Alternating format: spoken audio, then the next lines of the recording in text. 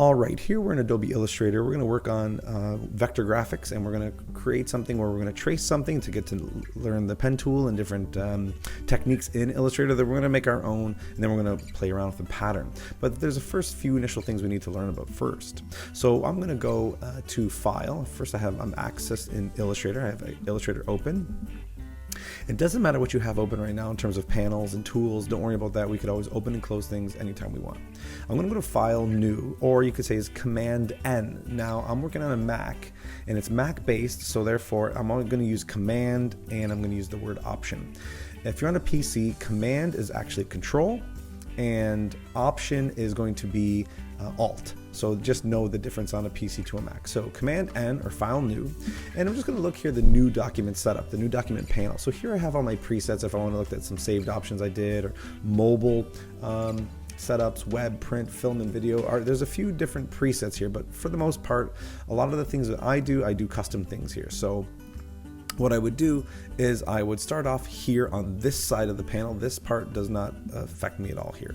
So number one, what I want to do is I want to name it properly. By doing this, it kind of gives me that setup where, okay, I've named it, I'm probably going to save it right away, and I have it somewhere where I'm not going to lose it or anything like that. It's always a good idea. So what I like to do first is last name, first initial, an underscore, and usually a section number, depending on the section number you are. Let's pretend I'm section 2, and then I'll do the underscore of what it actually is. This one is skulls, and sometimes what I like to do for my personal file saving is I always like to put 3 areas, 3 digits for the month and 2 for the year. So it's September 2021, and that's what I like to do. I name all my files this way. It's just very easy to find and see which one's the most recent, and it's really, really good that way. Okay, so it's named properly. So now what I want to do, I want to go through how the actual size of this is going to be, the first artboard. Now this particular assignment has 3 artboards, and that's okay. We could set them up here right away, or we could set them up inside the document once it's ready to go. The very first thing I'm going to do, I was going to look at the units of measurement. I want them to be in inches. I usually do all my work in inches into the imperial system, not the metric system, but the imperial system. So the first one is going to be 14, and the height is going to be 8.5. So the width is 14, height 8.5. The orientation already set for you. It's going to be landscape, not portrait.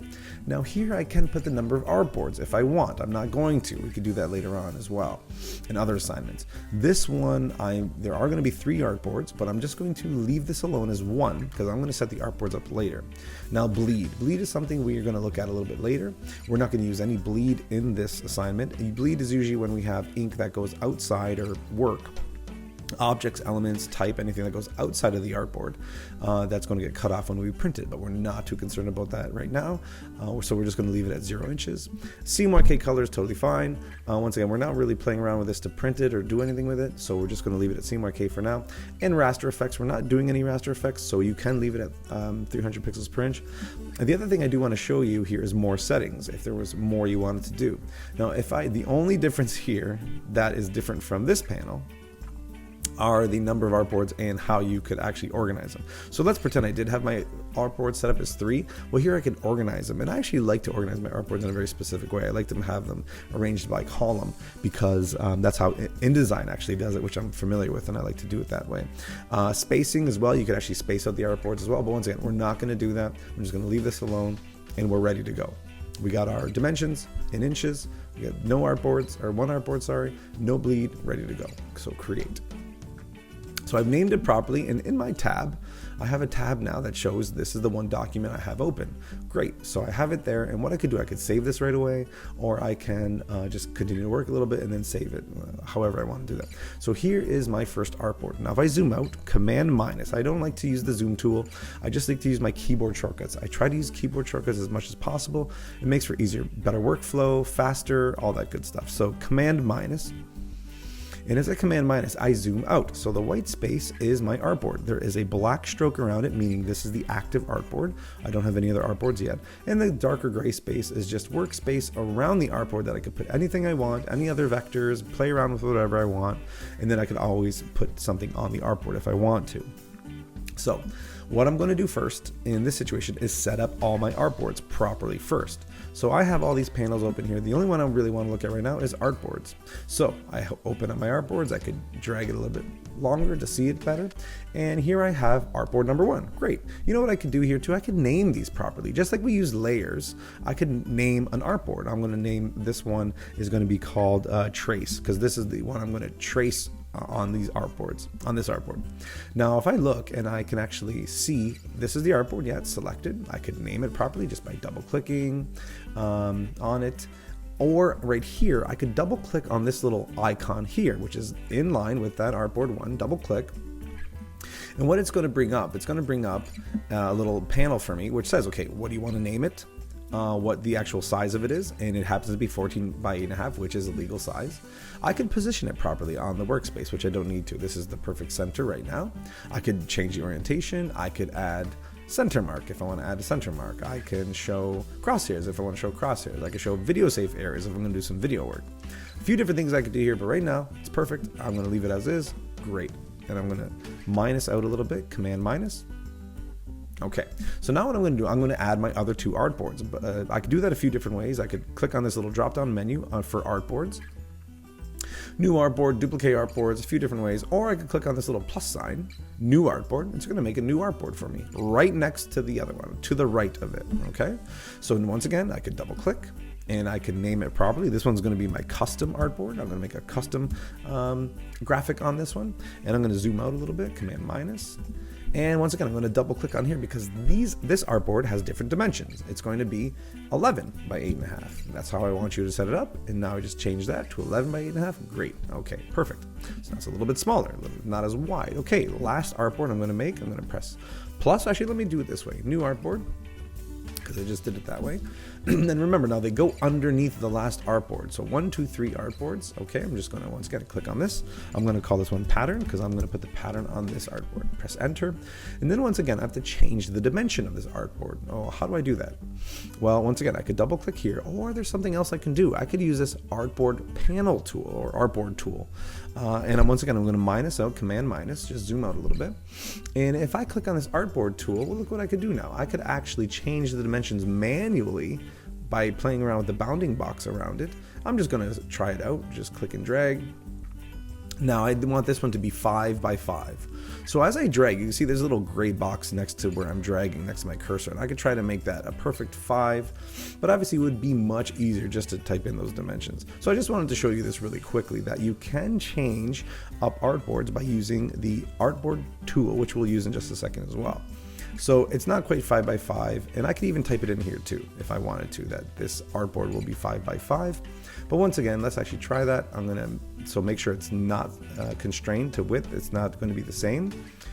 So whatever I type in here doesn't change in here. I'm just going to make them perfectly changed.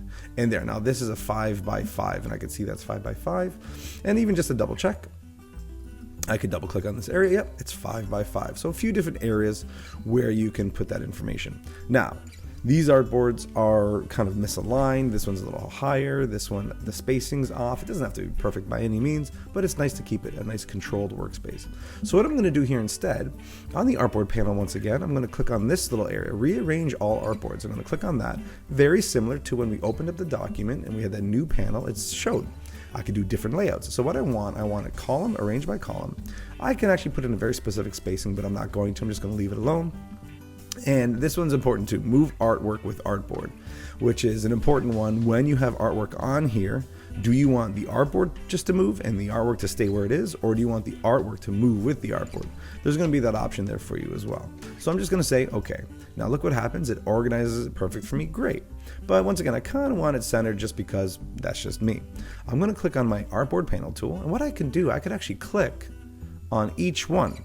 If I hold down shift, it's actually selecting the second artboard. If I hold down shift again and click on another one, I'm actually selecting all 3 artboards. And what I could do here, I could actually center it. The alignment tool will come up on my control panel. If you can't see your control panel here, you go to window and control, that's your control panel. And now what I can do, I could align them, and now they're perfectly aligned, centered. Another way to select them all at the same time is just go to your artboard and select them all there too. So if I just want number 2 selected, number 2 selected. If I want 1 and 2 selected, hold down shift and click on another artboard. If I want all of them selected, hold down Shift and select all the ones you want. You can center them, left or right or center, whatever you want to do, however you want them to align them. And that totally works fine. So that's the artboards. So anytime you need to move an artboard, you can click on the panel, tool. I'm just going to click on this one, say I want to move this one over here for some reason, or I'm going to bring this one over here for some reason. You could totally do that, move them around. Awesome. Once you click off the artboard panel, they're going to be set in place. Totally great. Now I don't need that, so I'm just going to Command Z and bring them back to normal, which is which is undo. So just undo is Command Z. Okay.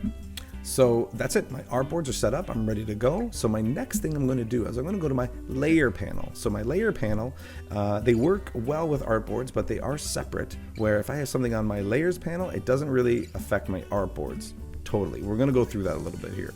So what I'm going to do, I have downloaded the resource file for myself, that vector skulls graphic that I'm going to place in, I'm going to lock it, and I'm going to trace it.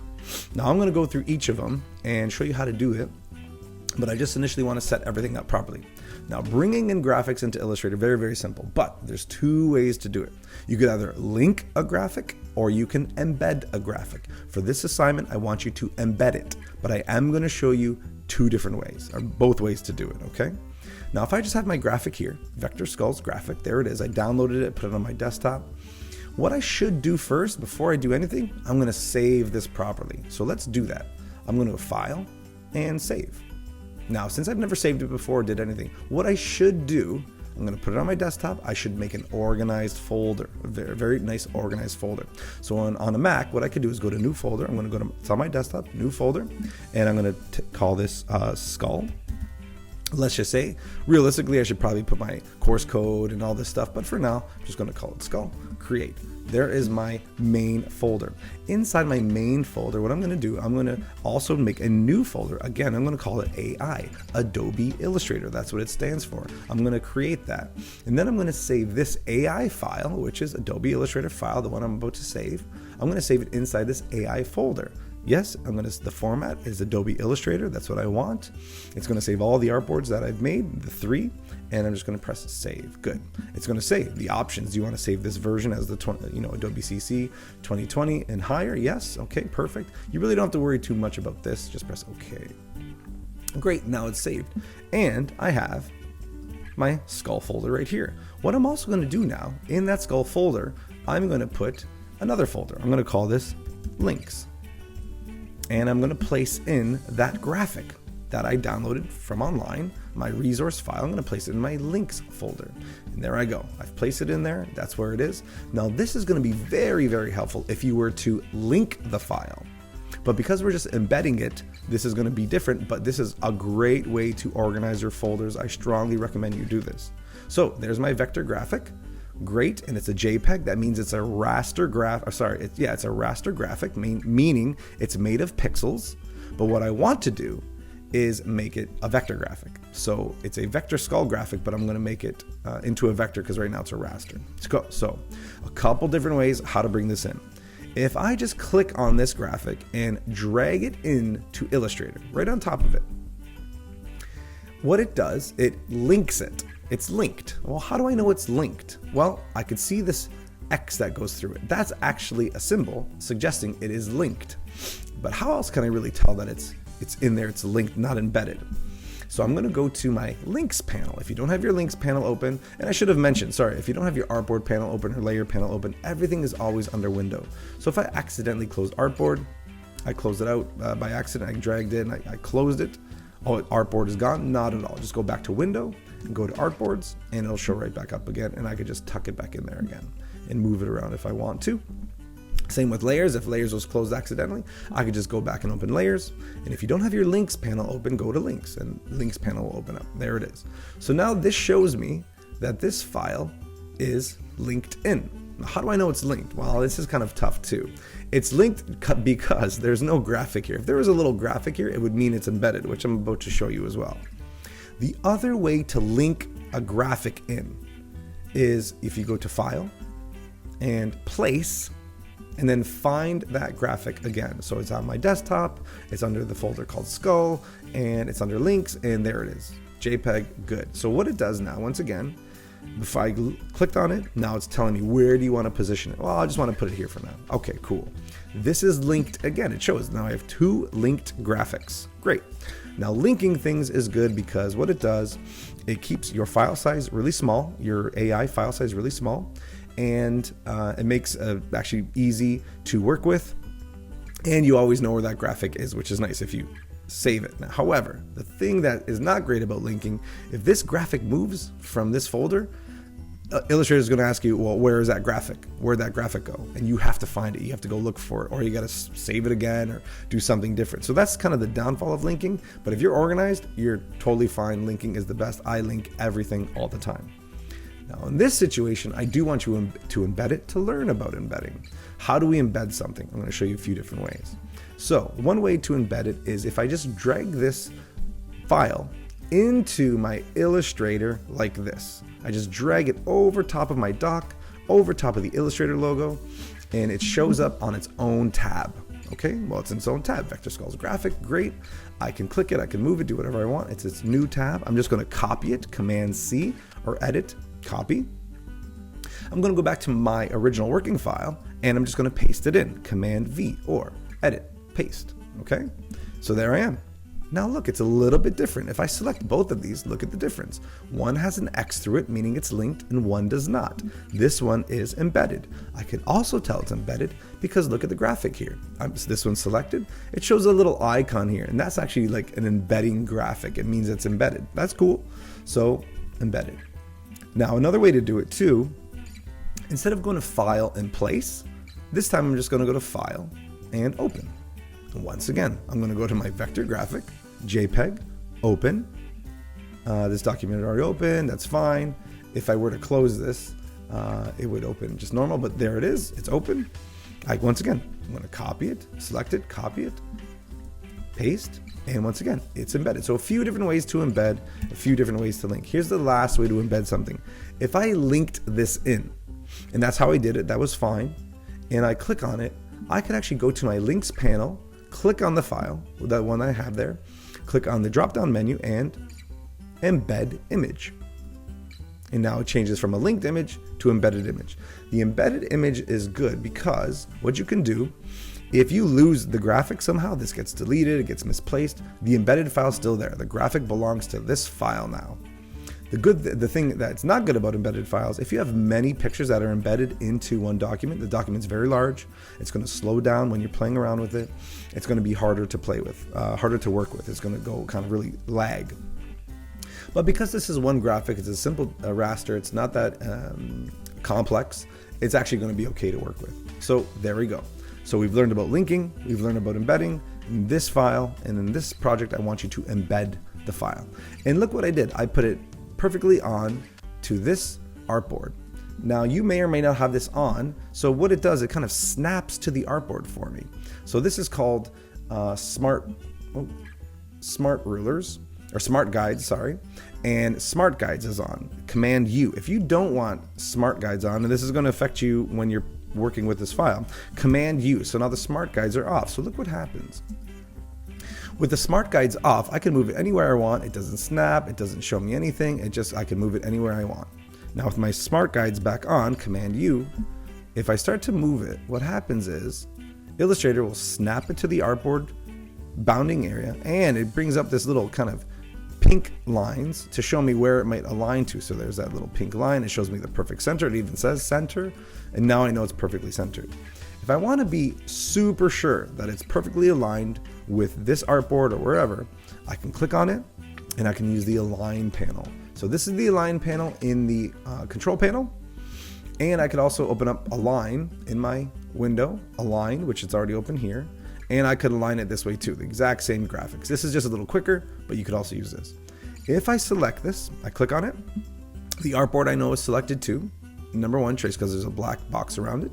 I'm just going to say center it and center it. So center vertical, center horizontal, or vertical and horizontal. And now I know it's perfectly centered on there. Perfect, great. So now what I can do, I can go up to my layers, and this one graphic, everything that's on these artboards is on this one layer. Yeah, so there's only one thing on it. Look, I can click on this little arrow, it shows me, yep, there's one image on this layer. So now I'm going to get into really organizing myself with the layers. I'm going to double click in this area. I'm going to call it my base layer. So this is my base layer that I'm going to trace. Great. It happens to be blue. If I want to change the color of that, I can just by double clicking in this open area. And I could, once again, I could rename it, call it base. The color is light blue. I could change it to any color I want. And I could do also custom colors if I really wanted to. So there I go. It's ready to go. The visibility is on. I could also shut the visibility off if I wanted to. Okay. And I could also lock it in place, which is what I want to do. So now the image is locked. I can't touch it because it's on this layer. I lock the layer. It's locked, which is exactly what I want to do. Now what I'm going to do, my layers panel, because I'm ready to go. I'm going to, with my layers panel, I'm going to make a new layer, create new layer. I could also do it by the drop down, new layer, but I'm just going to use this little plus sign here, new layer. I'm going to call this layer my skulls layer, which I'm going to trace them. So this is skulls, and I'm going to give each one its own layer. Layer 1, layer 2, layer 3, or layer stroke, layer fill, layer stroke and fill, however you want to name it, but I'll just probably do skull 1, skull 2, skull 3. So right now I'm going to start tracing, and we're going to see how this goes. Now there's a few different things you could do here. I'm going to take the lock off of the layer, and what I'm going to do, I'm going to select this graphic, and I could lock it a different way. Object, and I can go to lock. I can lock the individual object and not the whole layer. So if I just go to the selection, which it is, I want to lock the selection. I could also lock all artwork above or other layers. I'm just going to say selection. And look what happens. On my layer panel, it shows, yes, it's locked. Not the whole layer, but just this graphic that's on that layer, which happens to be the only thing on that layer. But it is locked. So that's how you could do it too. So that's how we lock something. But before I lock it, what I'm going to do, I'm going to click on it. And here's another little thing you could do to help you when you're tracing to figure it out, maybe make it a little bit easier for you. I'm going to open up the transparency panel, which I could also find window and transparency.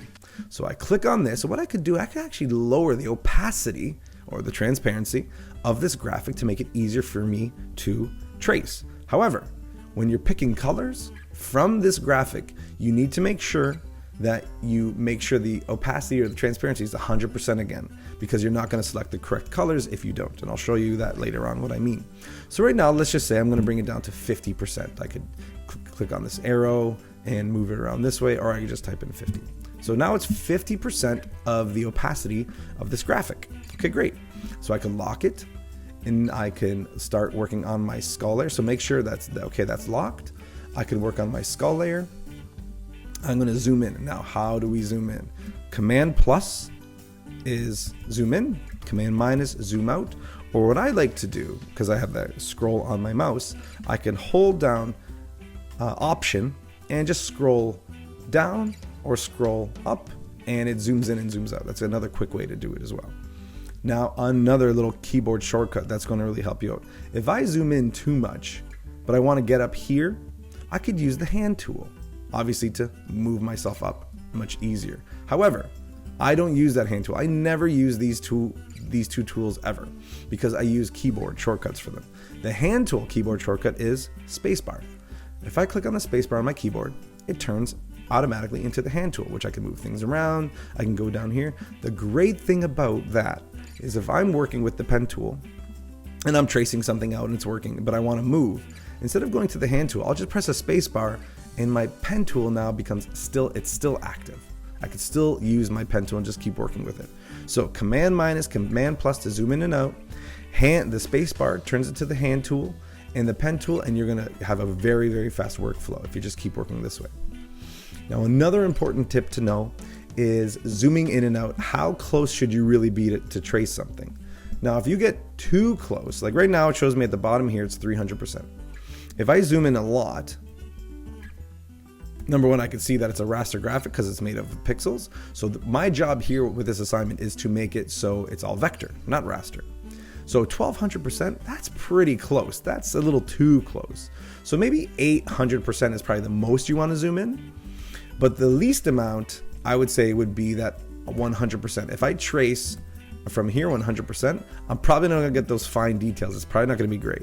So what you should probably do is try to focus. Now, I do understand that different monitors are different percentages. So if I say 800 on my monitor, it might be different than your monitor, and you might be really close or really far still.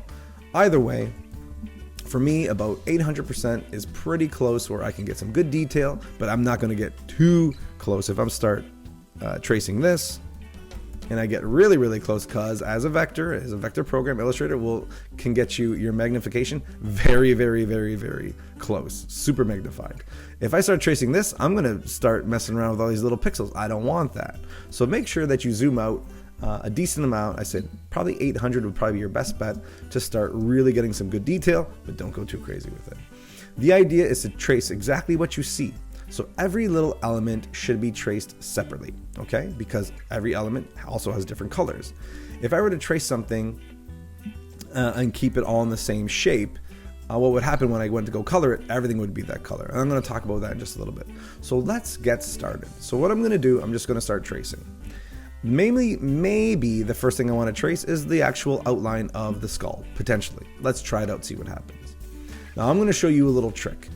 Instead of tracing the whole thing, which you can, and it's good practice, I'm just going to trace one side of it. I'm going to duplicate it, flip it, and then I could just match it up. I'm going to show you how to do that, because you're going to have to do that for each skull. So let's try that out. So I'm going to start at the top here, about the middle way. So I click with my pen tool active, I click, and it starts my first point. So what I could do now with this red line it shows me it's about to connect to, I'm just going to show me where roughly I want to go. So let's try it out.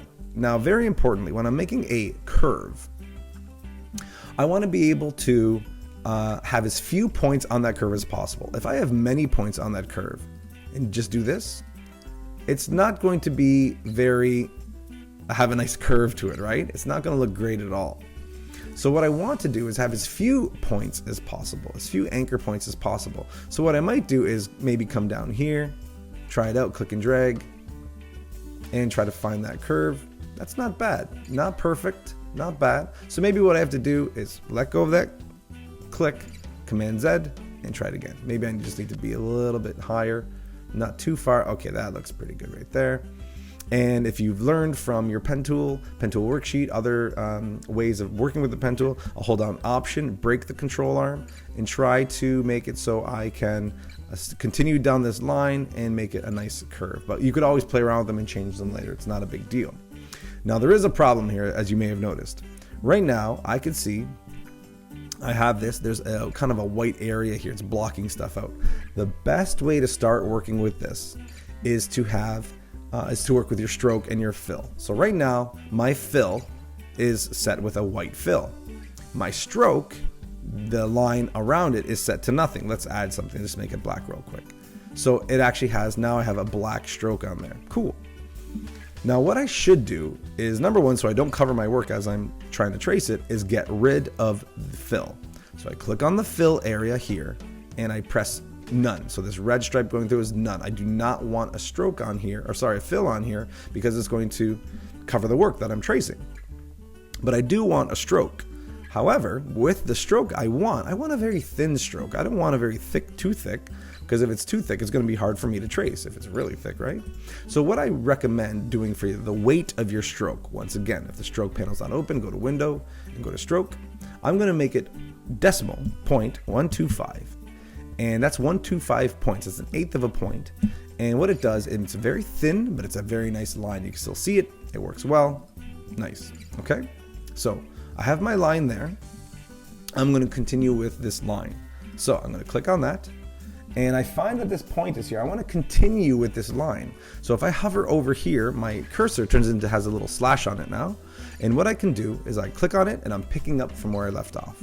Okay, so I'm going to click down here maybe and try to find that line. That doesn't have to be perfect, but it can be close. Once again, I'm going to zoom in to get maybe a little bit better. And I'm just going to click and drag. Hold on Option to move that bar, to move the control arm. Maybe I'll click and drag here. Good. I'll come down here, click and drag. Good. Once again, I'm at 400%. I could go closer, but then it might be harder for me to extend my lines a little bit too much. So I'm just going to continue doing this. Get those nice curves in there. All right, and I know that this is more or less a center point here, and see what happened when I hovered over this kind of center area, and because my smart guides are on, it's actually lining up with this line, with this anchor point there, showing me, yeah, this is your center. Okay, perfect. So I'm going to zoom in a little bit more, and I'm just going to click, and I'm going to bring back that control arm by holding down Option, and there I go. I have 1/2 of the skull. Now, to get rid of the pen tool, as you may have just seen what I do, because my pen tool is active, like, how do I get rid of this? I don't want to click anymore. Well, you could just click on the selection tool. You could press V. V will also get you that, or press Escape, and it just kills that pen tool. The pen tool is still active, but it kills what you were connected to, which is great. So now what I can do with this skull is I'm just going to duplicate this object. So by duplicating it, there's a few different ways to duplicate it. Then I'm going to flip it and reconnect it, and I'm going to have a perfect skull. So what I'm going to do, I'm going to click on it. Now, obviously, the one way we can duplicate things is, copy and paste. So Command C, Command V, and there it is there. And that's fine. You could do it that way, or edit, copy, edit, paste. Now, the way I like to duplicate things is clicking on the object, and my cursor is on that object. Hold down Option, and what I'm going to do, see what happens is that the cursor turns into a double cursor, like there's two cursors on top of each other. That means you're about to duplicate something. So I hold down Option, I click, and I drag. Now what I'm also doing, I'm going to also now hold down Shift, and what Shift does, it keeps it perfectly aligned at a 0-degree angle so it doesn't move. So if I let go of my click, and I let go of my keyboard, Alt, Option, and Shift, now it's perfectly duplicated. It's over, obviously, and now what I can do, it was perfectly aligned, 0-degree angle, so it's perfectly aligned here. Now what I can do, I could flip it. Well, how do I flip it? Few different ways to do that. You can use your transform panel. Okay, transform, once again, if you don't have it open, Window, transform. And you could go to the drop down and flip horizontally or flip vertically. But another quick way to do it is if I still have my object selected, I right click on my mouse and I go to transform. Now here it's called reflect, because you're reflecting it either on the vertical axis or the horizontal axis, reflect. And it kind of shows you what it's going to do already. So you have this little reflect panel come up. Do you want to do it horizontally? No, not horizontally.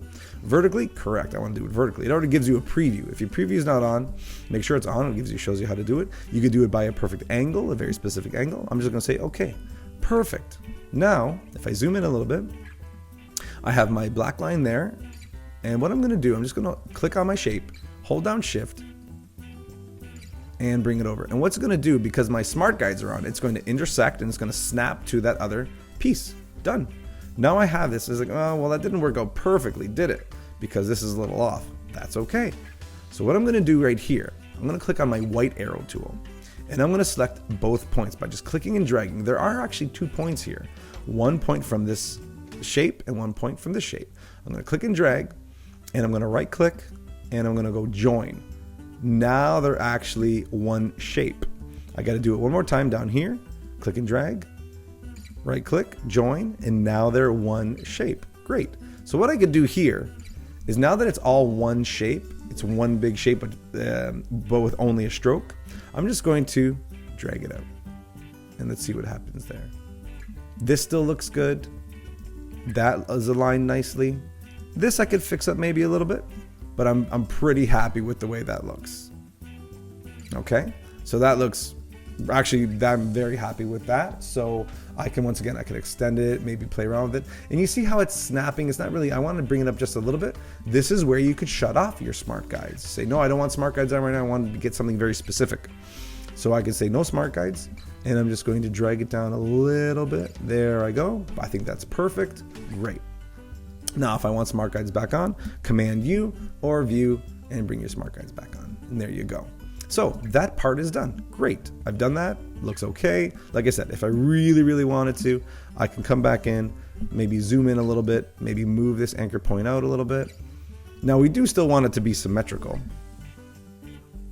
So I'm gonna have to do that here, and you could always redo it, the whole thing, if you wanted to. There we go, even closer. So you can always go back to your lines and fix them up any way you want. Use the white arrow tool to select the individual line, the path, or individual points, but use the black arrow tool to select entire objects. Okay, so I've done my stroke part, perfect. Now let's start to go in and play around with very specific shapes. Let's start off with a few simple ones. Okay, here I have the mouth. These are just straight lines. So let's just make a straight line from here to here. Now what I'm actually going to do is I'm going to make these lines, but I'm going to keep them black. I'm not going to color anything yet. I'm going to trace everything first, and then I'm going to actually color them later on. So there's the one line I made, but I know that this line is the exact same as all the other lines. We're going to be doing a lot of that. So what I'm going to do, I'm just going to hold down Option, and then hold down Shift and click and drag over. Hold down Option, click and drag over. Now there is another way to do this in terms of step and repeat, or just a repeat pattern, but I'm just going to do it this way to keep it simple. Hold down Option, hold down Shift, drag it over. Hold down Option, hold down Shift, drag it over. Hold down Option, hold down Shift, and click and drag it over. Oh, there we go. So now I have all those set up. Perfect. Great. Done. Very simple. Now the same thing here. So what we're going to do when we look at this entire piece here, I just press Control 0. Control 0 lets you see the entire artboard. You're going to trace each of these, all these little elements. Some are a little trickier than others. Some are pretty simple. But the thing about it is you have to remember that it's like, oh, I'm going to have to trace this wing and this. Well, there's so much going on. Actually, no. Trace the wing once, duplicate it. Trace this eye once, duplicate it. So there's actually a lot less going on, and that's kind of part of Illustrator and learning about how to make vector graphics. You can duplicate a lot, play around with shapes. You don't have to trace every little thing out.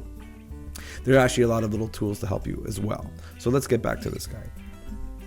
Okay, so I have those traced out. Great. Now I'm going to continue with this shape. I'm going to go down here. I'm going to try this out, see if it works. No, not great. I can't really get it perfectly. That's okay. So I'm just going to click and drag here, find it. I'm going to hold down Shift because I want to get that nice angle there. And then I'm just going to hold down Shift again. Remember, holding down Shift keeps you at a 0-degree angle, 45-degree angle, or 90-degree angle. Here I want that 90-degree angle. There I go. Done. Press Escape. It's done. So what I can do, once again, I'm going to duplicate this shape because it's the exact same as this shape. Right-click, Transform, Reflect. Yep, that's exactly what I wanted. And now I bring it over there. Perfect. Now don't worry too much about aligning everything perfectly right now, because right now the stroke is at 0.12, well, it should be at 0.125, that's okay. I'm going to change them all to 1 point, a 1 point stroke, because that's what actually all of these are. If I look at this one, this is just stroke, so there's no fills on anything here. This skull is all fills, there's no strokes, so only this one will be used, not this one. This skull has stroke and fill, so it has a little bit of both. You can see this shape has a stroke on it and a fill on it. So this one I'm just going to focus on looking at the stroke. Okay. So next what I'm going to continue doing is working on some shapes here. So this is an interesting shape. So I'm going to start here, kind of click and drag because it's a curve. This one's a little trickier, so I'm going to zoom in, Command plus, use my space bar to convert it to a hand tool so I don't lose my my line there. Hold on Option to bring that back because this is going to be a little tricky. Okay, I'm at 800% in my magnification, so I'm not too close, but I'm close enough to get a good detail on it. And once again, this one too, I could have actually done, I could have reflected it, I could have done half of it and then reflected it, but this is, you know, it's a small shape. I'm just going to make it the best I can. And there I go. Not perfect, not bad. I could always go back and fix it. Same with that. But for the most part, 800% is looking pretty good. Next one here. Start here, click and click. It looks like a nice simple curve to make. Click and drag. Hold down Option to break that control arm, bring it back because it makes a point. And then just click on this one here and drag that one up. And once again, I'm going to break that control arm, hold down Option, bring it back to its point, to the anchor point, Now I have that, and I can just click on this, hold down Option, hold down Shift. I can right click, transform, reflect, done. Okay, and just bring it back, reposition it. Perfect, done. So you're well on your way to doing this. Now here's just a little bit more of rotating. So I'm gonna select this one, I'm gonna zoom in a little bit. I'm gonna click and click, that's a straight line. Then I'm gonna find the center there, click and drag. And I'm going to click and drag there. Perfect, that looks pretty good. So the thing about this one is it's very similar, but they're not perfect angles. So what I do, I'm just hold on Option, hold on Shift. I'm going to drag it. Now this time, if I, with my black arrow, I could click on it and it shows me the bounding box, these little squares and the line. I could actually just hover over the corner and rotate it. And try to match it up that way. Now, of course, you could just trace it out again. It's entirely up to you. But since I've already traced it and that looks pretty good, I'm happy with that. I can click on this one, Option, just hold on Option to duplicate it, hover over the corners of the bounding box, and there I go. And just try to match that up. Now, there's the rotate tool here as well. There's a, right here.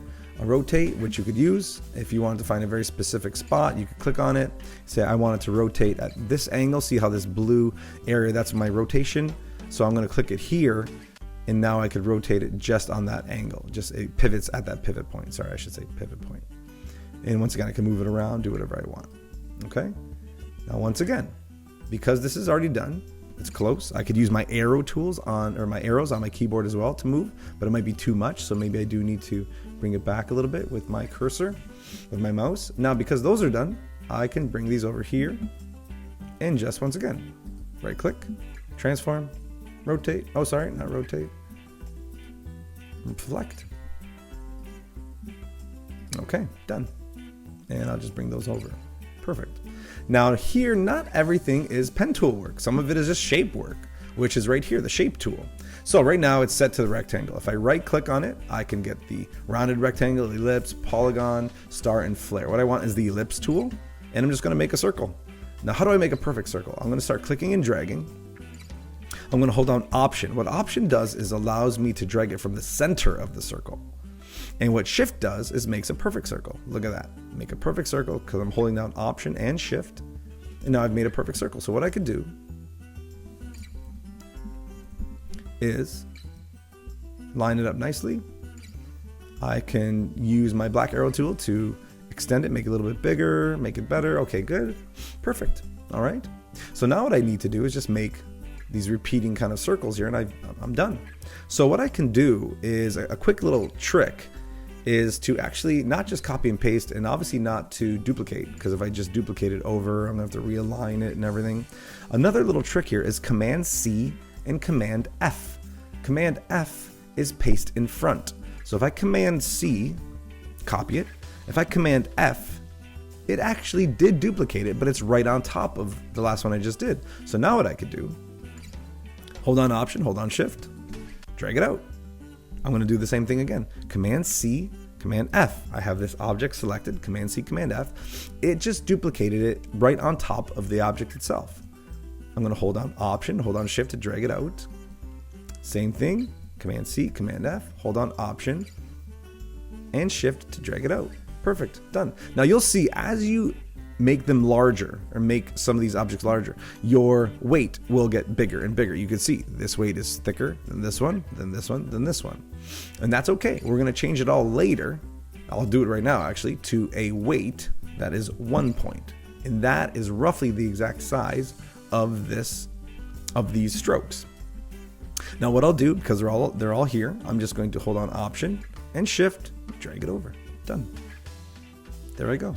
Perfect. So you only really have to trace half of the objects here. Now, if I want to, the triangle, I can actually just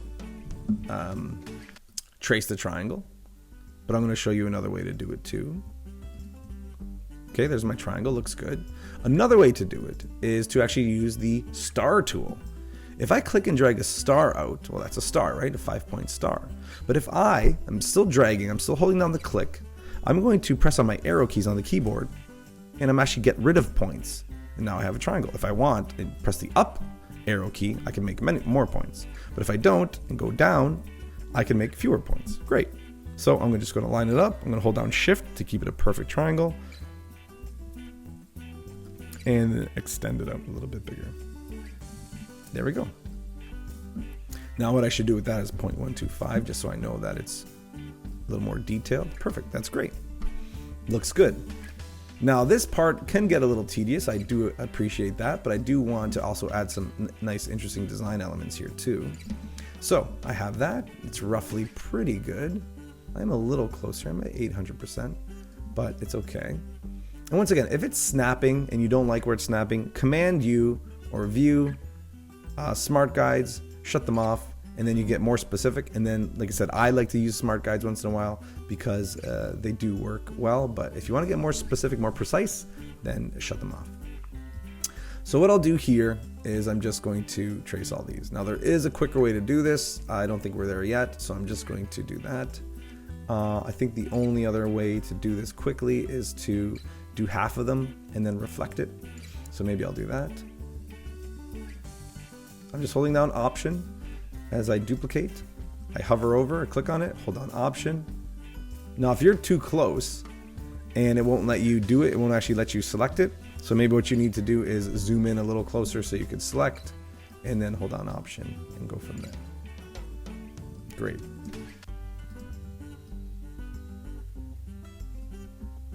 Now every time you add in a element, it gets added to the layer panel. Okay, so right now my skulls panel is what I'm on.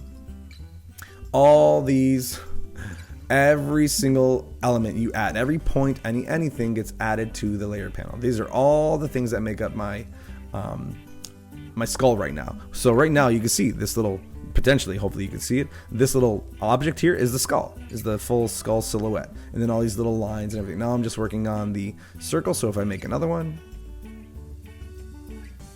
it adds it. Okay, so what I can do now, actually I'm going to get rid of that one, delete it. I'm going to select all these, click on one, hold on shift, hold on shift, hold on shift, hold on shift, click. I'm holding down shift and clicking. I'm just going to duplicate those. I am going to right click and transform and reflect, and this time it's going to be horizontal, and I'm just going to click on one and drag it down. Yeah, that worked out pretty good. Okay, and now I just need to duplicate this and this, and there we go, looking pretty good. So now what I could do is select all of them. Now it's like, well, okay, you selected a lot of things, but I don't want all these things selected. That's okay. Sometimes the easier way to do it, instead of selecting every single individual one, is select a large group of something, and then what you could do is hold down shift and deselect things that you don't want. I'm clicking on things by holding down shift, now I'm deselecting, and now I just have these ones selected. Now here's another little trick too that will probably help you out as well. Grouping. Grouping is very important. So I have all these individual elements that they're on their own. I can move them on their own. But as like right now, I want them to move as a group. It'll just be easier for me. So what I can do is you can go to Edit, or is it Object? Object, Group, Command G, because I just always use the keyboard shortcut, Command G. So now they're grouped together as one big object. I could always ungroup them, Object, Ungroup, and they go back to individual elements. But now if I select one, they're all selected. So what I could do, hold down Option, hold down Shift. There I go. Now I've taken care of that side. So you can see how things can move really quickly here. And now what I'm going to do is just finish off with some of these things. Maybe I'll go a little bit quicker now. And I'll just start, maybe I'll zoom in a little bit closer here. So like I said, really you're doing kind of half the work.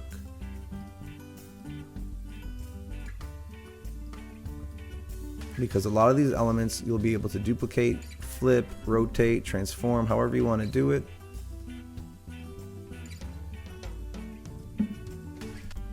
So I messed up there a little bit, just Command Z, and it just takes you back one.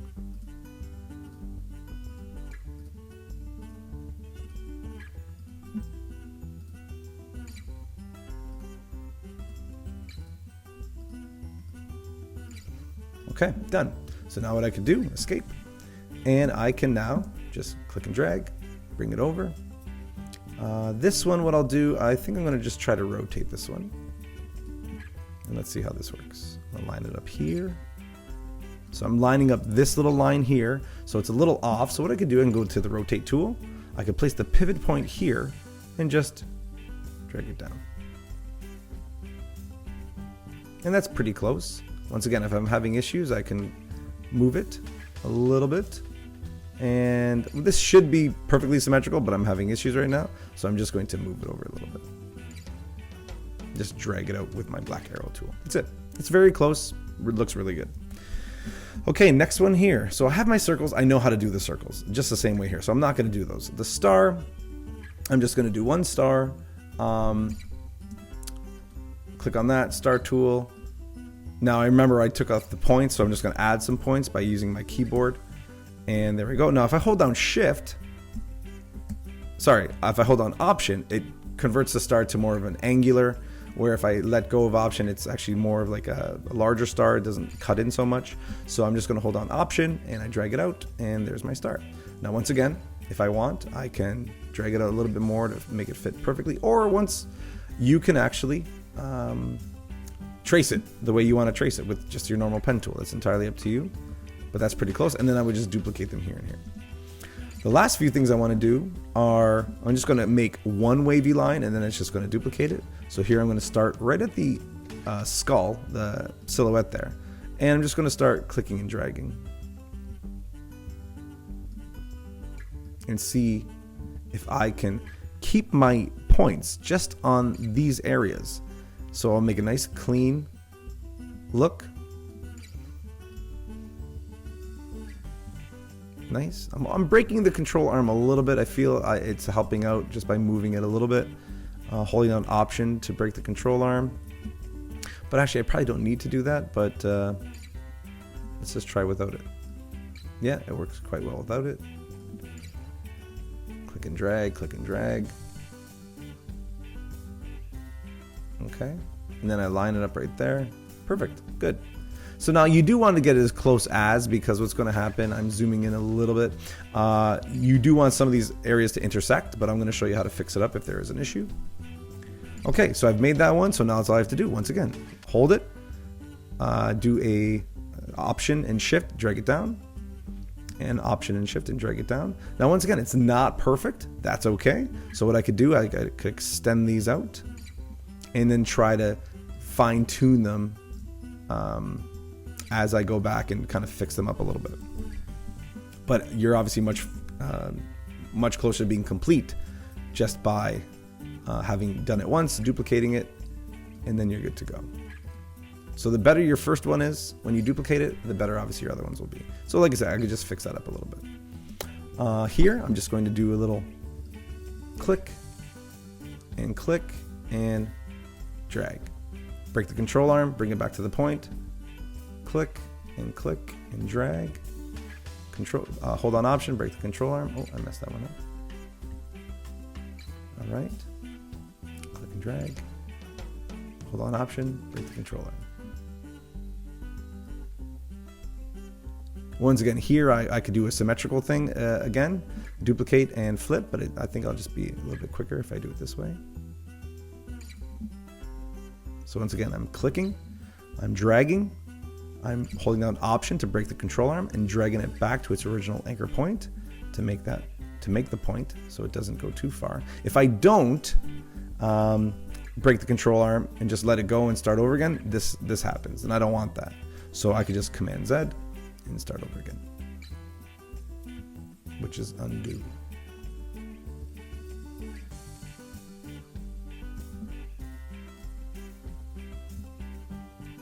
All right, so now I have that. And what am I going to finish off with? I'm going to finish off with these ones, which is very similar to what we just did up top there. I'm going to click here, click and drag, try to find that line, good. Hold on option to break the control arm, bring it back to its point. Let's see if this will work. Yeah, that works really well. I thought I might have had to add another point. I did not. So now these curves are going to be very smooth because I'm not adding in a ton of points. Okay, so now what I could do with this one too probably is drag it down and maybe hold on option and shift, and maybe this will work. Maybe it won't. No, you know what? I could still make it work that way, but let me just work with it this way. It's probably just easier.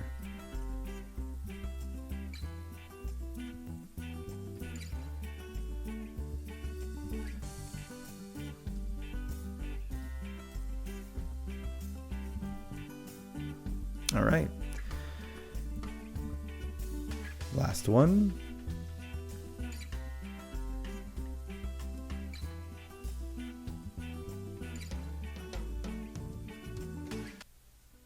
Perfect. Okay, now these are very close. They don't have to be perfect, but the closer you get, the more precise you are, the better off it's going to be, obviously. So I'm just going to do this really quickly just to make sure I have all the elements in there. These ones are not going to be perfect, but this is more or less what I would do. And obviously these circles as well. I can just make a new circle. I should be a little bit closer just so I get a little bit more precise. Okay, because now I'm done these elements. What I'm going to do next is I'm going to color these. I want to show you how to color everything, and then we'll work on the other skulls. But really we're doing the exact same thing we did here. So everything you did on this skull, you're using the exact same methods and techniques on the other skulls. The other skulls, there's going to be some, challenging areas too, which I will go through, but this gives you that foundation that you need to complete everything else.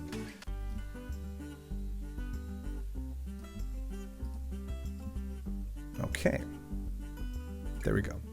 Perfect. All right, now I want to color. So what did I say about coloring? The important thing to do with coloring is you have to bring back the transparency of the underlying image. So if right now everything it's locked, right? The base layer is locked. I'm going to click off the lock. I'm going to click on that base layer, click on the actual shape. It's not locked anymore. I'm going to click on the transparency. Remember, it was at 50%. So I'm going to bring it up to full 100% now. Perfect. So now the issue here is I have to pull color from the underlying raster image. Not a problem.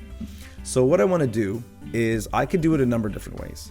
I could actually set up in my swatch panel. Once again, if your swatch panel is not open, window, and you go to swatches, I could actually set up an area here where I'm going to use all those colors and use them over and over and over again. Or I could just use my eyedropper tool and use it that way. So let's do that. I'll show you a few different ways. So right now, let's pretend I want to do these eyebrows. And I see that the eyebrow color is here. So I have the stroke, and the stroke, I will make it a full 1 point, but just not yet. So what I'm going to do, I'm going to lock this layer again. You can lock the base layer again so it doesn't move and nothing changes, because that would really mess up your work, especially if you've already done quite a bit of work. Speaking of which, make sure you save. So Command S or File Save. Make sure you save often. You don't want to work really hard and then lose all that work, right? So make sure you save often. And now what I'm going to do, I'm going to use my eyedropper tool, because I have my stroke selected, right? It's black, but I want it to be this pink color. So what I'm going to do, I'm going to click on my eyedropper tool. Okay, so to pick that color, what I could do is I can hold down Shift and click on the pink area. And there I found it, the pink area. And there it is, the pink area here. And now it automatically turned my stroke pink. Great. And that's what I want. However, now with this pink color, what I could do also is add it to my library, my swatch library, and I could just use it over and over and over again like that. The other way to really do it properly would be to, I'm just going to undo everything, is to shut off the visibility of all my strokes. And I know that there are only 3 colors, blue, yellow, and this pink or magenta. What I'm going to do is let me select those colors first, and then add them to my swatches, and then just apply them to each of my elements. So I made the visibility of all my strokes, all my lines invisible. I have this ready to go. What I'm going to do with my eyedropper, I'm going to click on this. Now I have to unlock it because there's nothing else being selected. I could select by holding down Command and click on the pink area. You can see how there's other pixels here. If I select on those, they're going to be very light. So try to find a very dense pink area, or a dense area of that color. And I'm just going to add it right there and say add to my swatch. And there I go. It's CMYK color. Perfect. Okay. And it's going to appear right here. Okay, good. I'm going to do the same thing here with my yellow. Perfect. I love that yellow color. I'm going to add it, CMYK, and it's a global color as well, which is important. That's good. Great. Last one, I'm going to find this blue color, and there I go. So now I have that blue. I'm going to add it. So I'm going to have all three. I say, okay. Now really, if I wanted to, I could select all three of these and put them in their own little folder, new color group. And I'm just going to call this, skull 1 if I wanted to. And now they come down here. So this is my skull 1 color group. Great. So what I could do, I could lock this layer again, make my visible strokes again. And a great way to what to do here is select every element you just made on this skull layer for skull 1 and make everything stroke 1. Now everything is proper. Everything is perfectly traced. It's the right stroke size. It's great. And now I can start coloring. So I know that these ones, if I zoom in a little bit, these ones are pink. Great. Or this pink color. That's it. And you're only coloring the stroke pink. Oh, I know that all these are yellow. Oh, wrong yellow. That yellow. There we go. I select this. I make them all yellow. This one was blue. Now, if I accidentally click on fill and make the color blue, I don't want the fill to be blue. I want the stroke to be blue. I could do a little reversal here. It just flips them, and then I can get rid of the fill and just make it the stroke. So that's a way to get rid of the stroke by clicking on the fill, clicking on that little red line means none. There's nothing there. I could select all of these. I could group them, Command G if I want, and make them, I believe they were yellow as well. Yeah, they're yellow. Wrong one. Oh, I messed up again. I forgot to activate the fill and not the stroke. Sorry, the stroke and not the fill. So once again, I'm going to make this nothing. I'm going to click on the stroke and make it the yellow. There I go. Same here. I'm just going to click and drag all of them. I could do that too. Another way to click them. And I'm going to make them all that. This one I will make blue. Okay, so I could just keep on going. But doing this, I know these ones were blue. This was the pink. These two were pink. And these ones were, I had another color, didn't I? I had the green color in there. Let me shut this off again. Forgot about that. I didn't use that one too often, did I? Okay, I'm gonna go back here. Select that color. Eyedropper, hold down Shift, click on that green, and I'll add it. And I'll say okay, and I'll just click and drag it into that color group there. There we go. Okay, I'm going to click and drag that, or click and drag all those, and I'm going to color them the green. These ones are the blue. These ones are the pink.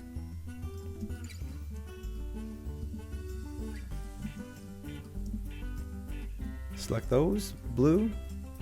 Select each of these.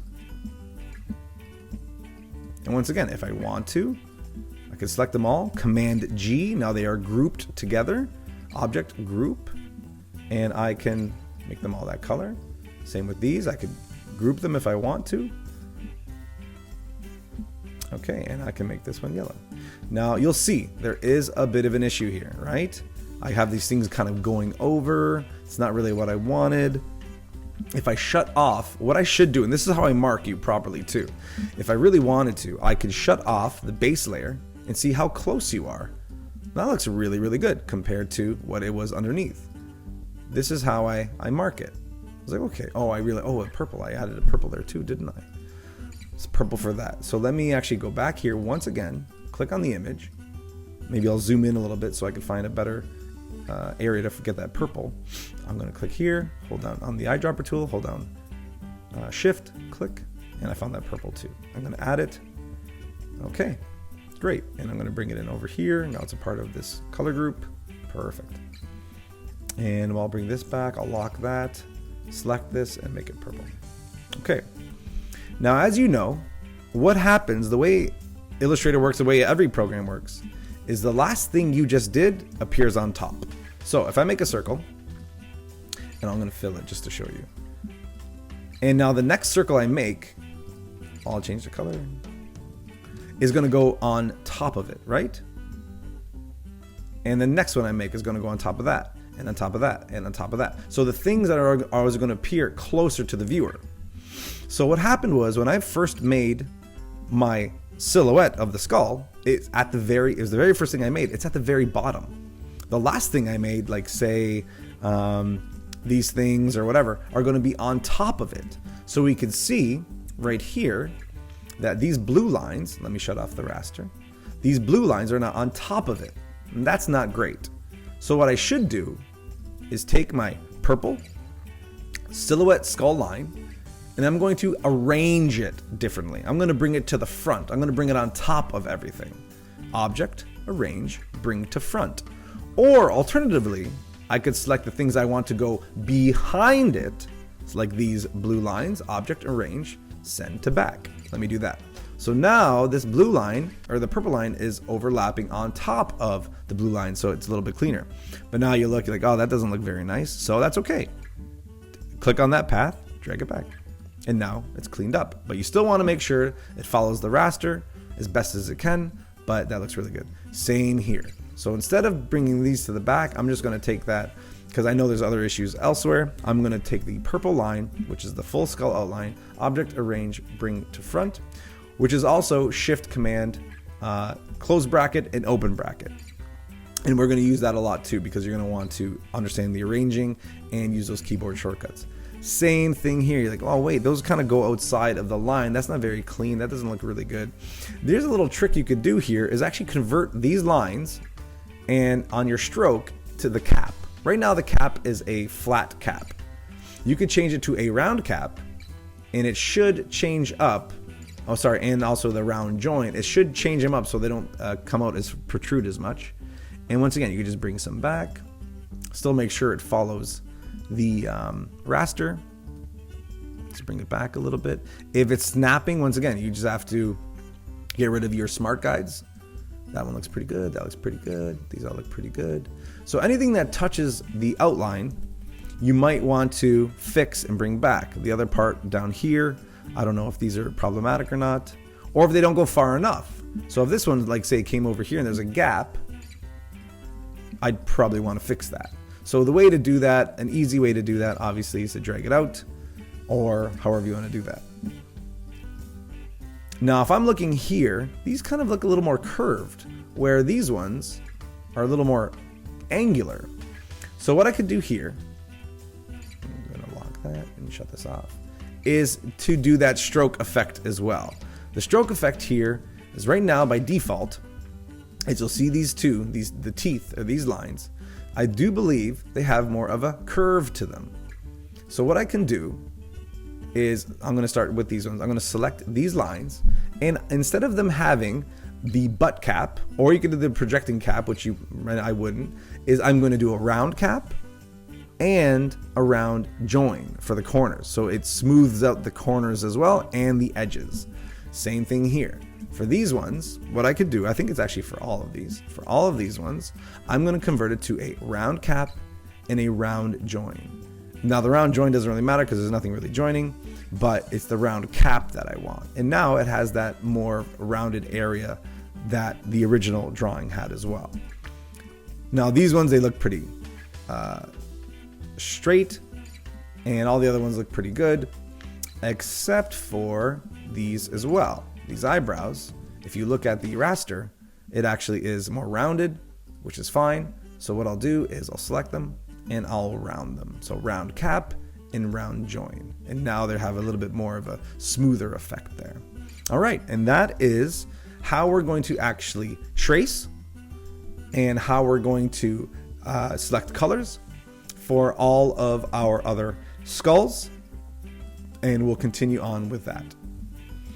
All right, now that I'm starting on this new skull, the middle skull, I have to look back at my layer panel and see, okay, this skull is actually just relative, all this stuff is just relative to this one in here. So instead of calling it skulls, because there's a few different ways to do this, I'm just gonna call this skull 1. And what I'll do is I'll lock this layer. It's done, it's finished. So I'll start a new layer and I'll call it skull 2. And later on, what I can do is I can actually put all these into one layer just called skulls, and I can open that up. Because just like I said, you have everything here, drop down, and this is all what's in skull 1. But see how we have more arrows here? Well, the more arrows means that this is the grouped layer. So remember when I grouped this, if I unlock that, I click on this area. Those are the grouped area, and it shows me in this red little square here that, oh, that was grouped. Okay, great. So now I have that, and that's all the grouped stuff. If I ungroup it, this ungrouped, it will ungroup, and all these little circles will just release back into this area here. So it is ideal to do that. Even if you want to say group these two ideas, I'll group these eyebrows. Okay, now the eyebrows. And if I want, I could label this eyebrows and start having a better understanding. If I wanted to, say this is to group all this information and say, okay, this stuff, I'm going to group it and I'm going to call these the eyes. And here's my other set of eyes. And all that information, I'm just going to, once again, Command G, and now I'm going to call this one eyes. And I can say left eye, right eye, whatever. It's entirely up to me how detailed and descriptive I want to be, but there's nothing wrong with that. So even one layer, because when I click on it, wherever this little square shows up of the color, that's what it is. So I'll just call this one nose. And now I can be very descriptive on each individual layer or grouped layer. It's entirely up to me what I want to do there. So now I'm going to continue on with this one. I'm going to lock this. I'm going to start on skull 2. And I'm just going to continue doing the exact same thing I did before. I had that skull, but now instead of strokes, it's all going to be fills. So what I could do right away, now that I've learned my lesson from the last one, is I could pick out the colors first. So what I'll do, I'll click on those. So I know I have a black, a blue, a magenta, a yellow, and a green. So I'm just going to click on the black, and I'm going to make sure I don't use any of that. Black and swatches, and I'll go plus, and okay. Now this is the black. Realistically, if you want to go dark, dark, dark, the most you could ever do is 50, 50, 50, 100. That's fine. That is your rich black. It's as dark as you can go in terms of printing. If you just want to keep it at 0, 0, 0, you can. Or except whatever you chose here, you can use that, whatever that is. So I'm just going to leave that alone. I'm going to choose the blue. I'm going to add it. That's fine. 100% cyan. Great. I'm going to do the magenta, which is, I'm going to add that. Okay. So those ones are already there. So I'm just going to bring that one there because I just use default colors for this one. I'm going to choose that yellow. I'm going to add it. I'll say okay. Now I added an extra one. I'm just going to put that there. And I believe the green as well. I'm going to add it. CMYK global. Okay, good. So now I have those. So now what I could do, I could select these and make a new group folder. And I'll call that one skull. Oh, cancel, sorry. Wrong one. Folder. And I'll call it skull 2. And there we go. They're all there. And I could choose those colors anytime. Done. So I don't have to worry about doing that again. Then I can now just start tracing, just like I did last time. Now the skulls are all a little bit different, so you can't just copy one from the last one and assume it's going to be the same.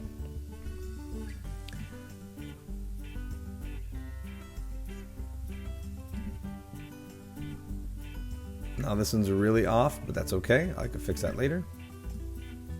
But once again, I have that same issue. It's covering up, and I don't want that. I want that just to be a black stroke, no fill, and 0.125. And remember, I totally forgot, I should maybe click on the actual picture that I'm tracing and make it 50%, so it makes it a little bit easier. Lock it, and then click on my layer, back to coloring this again, or tracing this. Click on my pen tool, find that line to reconnect. Good. Now once again, I'm at about I'm at about 300%. I could zoom in a little bit closer to get even more detail, but I am kind of doing this a little bit quicker than I normally would. Than you should, I guess, too, I should say.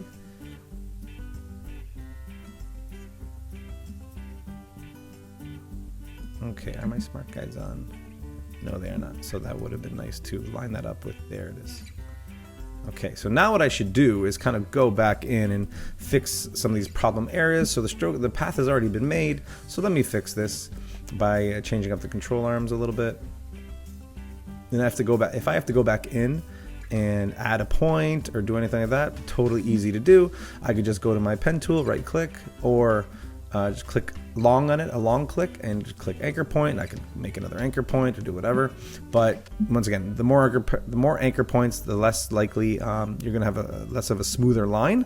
But if you need those extra anchor points to create the line, then by all means do that.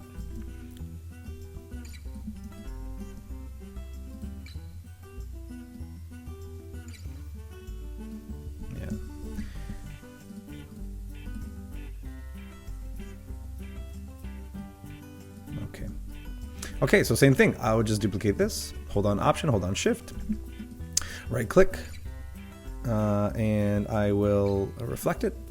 There we go. Wrong one. There it is. Let me zoom out a little bit. Command minus, and I will line you up. And I have my, oh, I shut them off again, just to be sure. Smart guides. I'm going to back up and then bring it back together and see, oh, there's the connection. Grab my white arrow tool, select these two anchor points that are there and join. Select these two and right click and join. Now I have one full shape. Now look at this. Now, once again, I don't want to stroke. I want to stroke to when I'm tracing, but at the end, the final version, I want this whole thing to be filled. Now, if this is filled, this is the very first thing I did. Well, that means that I want it to be all the way set to the back. But for now, we'll leave it at this and I will get it back to 0.125 just so I start tracing again. Okay, so let's continue on. Let's go bottom up. Let's go all the way from the chin all the way to the top. So now these ones are a little tricky, and I probably do want to be at least 800% to make sure I get as much of the detail in here as possible. So that kind of works. Just going to go a little bit faster. And the ideal thing to do is look at what you're going to reflect. What are you going to trace, and then you're able to actually copy and then reflect, because that way, you know, you don't go overboard doing more work than you need to, because nobody wants to do that.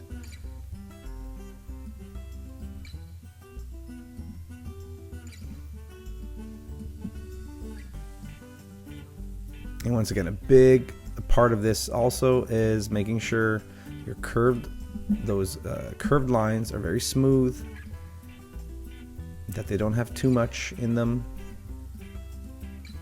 because the more points, if I did something like this, you know, that's not gonna look good. It's not gonna have as nice a smooth curve as if I just find the longest line I can, even bring it right down there, see if it works, drag it out, see if it works. And these ones usually work pretty good. So now I'm having an issue, a bit of an issue. I'm zooming in a little bit more because I'm finding that my smart guides are really making it difficult for me to connect to where really I want to connect to. So I shut my smart guides off, Command U, and now I'm just finding precise points that I want. Like I said, it doesn't have to be perfect, but you can make it really, really detailed and really good. How you choose to do it.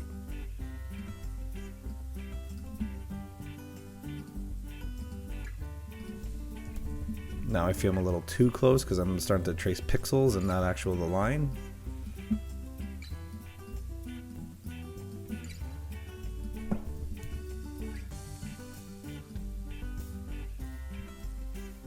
And once again, we could always go back and fine tune. So this will be the last one that I trace. And then I'll just do a duplicate and reflect.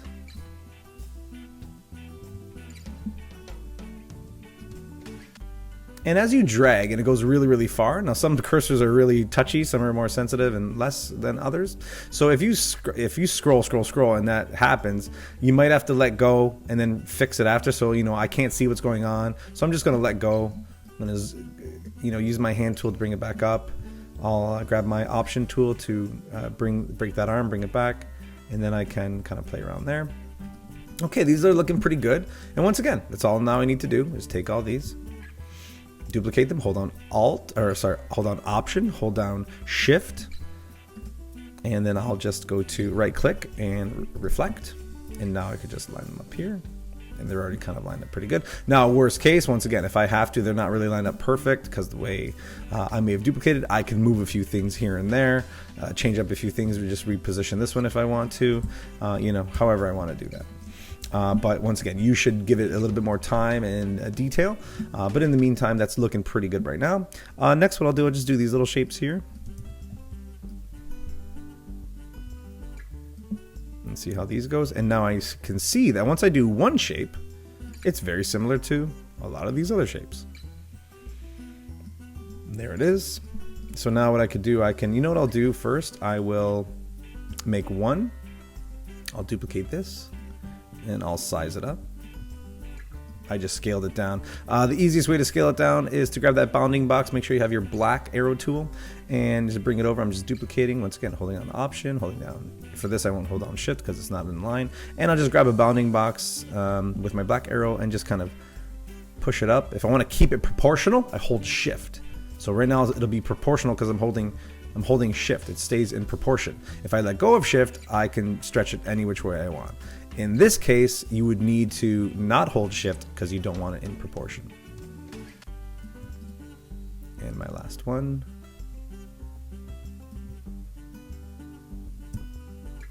That will be in proportion. And there I go. So now what I can do, which it seems to work this way, I can grab all of these, duplicate them up, hold on Option, hold on Shift, then go to my rotate, and I can now start lining these up this way because these seem to be lined. But once again, I would fine tune them to make sure that they are lined perfectly, or I would zoom in closer and make sure that they are perfectly aligned. I'm just going through each shape just to help you out, just in case you're having a lot of trouble. But some of you just probably wouldn't need this much help. But at least I am going to give you this much help on this video that hopefully it helps. And even from a person who's starting for the first time with Illustrator can really figure it out and following all these little steps. So I make one. I want to make it like perfect because I'm going to duplicate it. So if I make this really good, then all the other ones will be really good too, obviously. So if I could zoom in a little bit and saying, oh, you know what, this doesn't look so great. Let me fix that. I could potentially make it look better. And right now that's looking okay.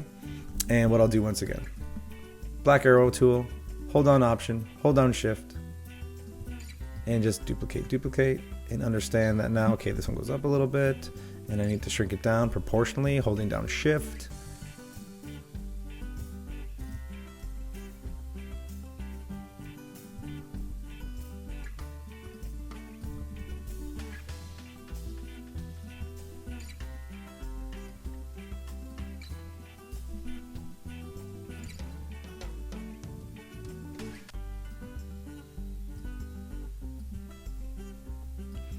And once again, even if you are seasoned at this and you're really good at, Illustrator and understanding how all this works, I'm still finding new ways how to make things quicker and how to make things better. But obviously, practice will definitely help you out. So just keep practicing, and you're going to, go much faster. Realistically, by the last skull, you're going to be very quick. That's just probably what's going to happen. So that's a good thing.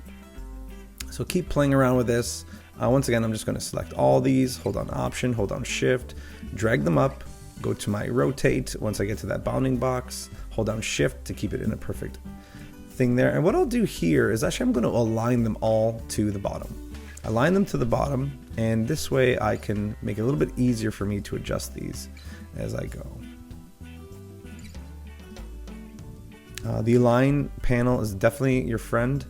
Very, very helpful, very useful. Even just starting off, getting something aligned and then moving from there. Okay, these look pretty good. Once again, I could make these better, but I'm kind of going a little bit quicker. You should definitely take some time on there to make them look as best as they can. I'm working on this shape now.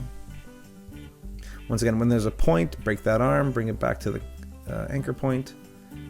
And let's see how this one goes. This one could be a little tricky. Okay, not bad. Good. So once again, duplicate, reflect, done. Once again, go back over it. If you're not happy with the shape, it should be pretty symmetrical. Now this situation too, once again, we look for symmetrical shapes. We know that this shape here, this heart and this heart and this heart, they're all the same heart. So why not try to make them as clean as possible?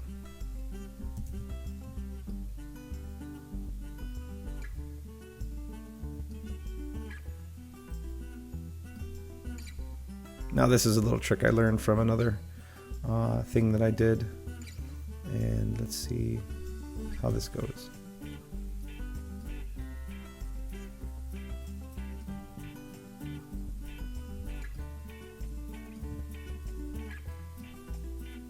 Nope. Sorry, I'm gonna mess this up, but that's okay.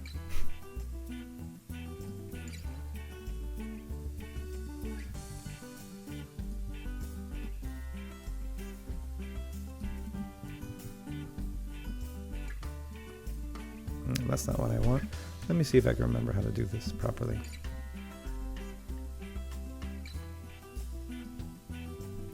Yeah, why does that keep changing? That's weird. That's okay. Let me go quickly here, and we could figure this out another time.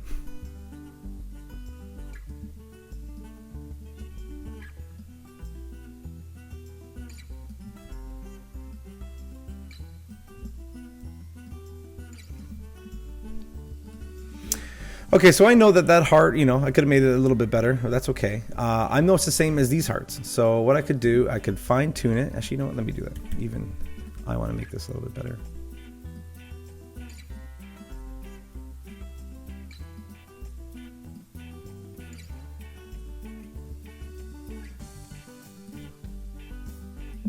Okay, let's pretend that's okay. Now I'm going to bring it up and I'm going to duplicate that. This time I'm going to rotate it, and I know that they're the same shape. So I could, now what I could do, I could kind of stretch this out a little bit more.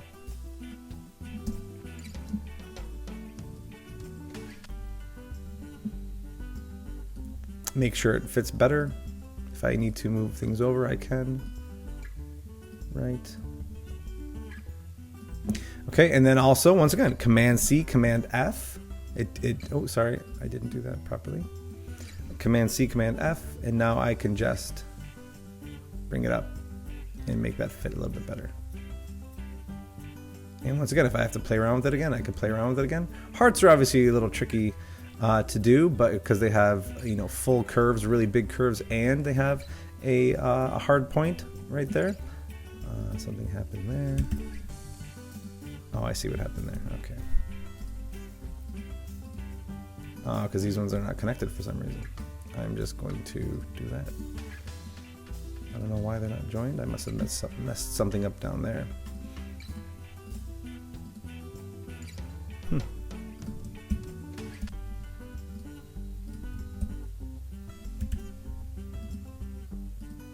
Okay, that's better.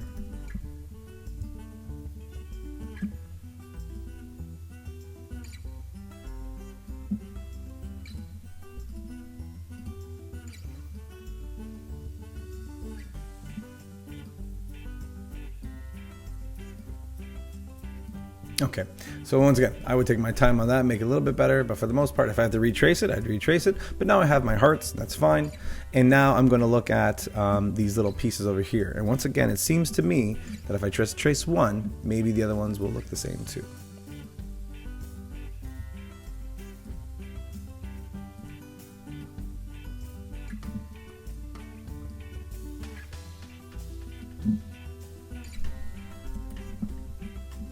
I'm a little too close to 1200, but I do want it to look a little bit better.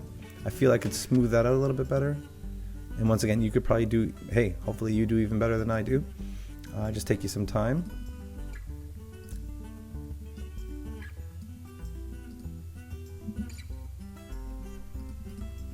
And then what I could do, I duplicate that, bring it down.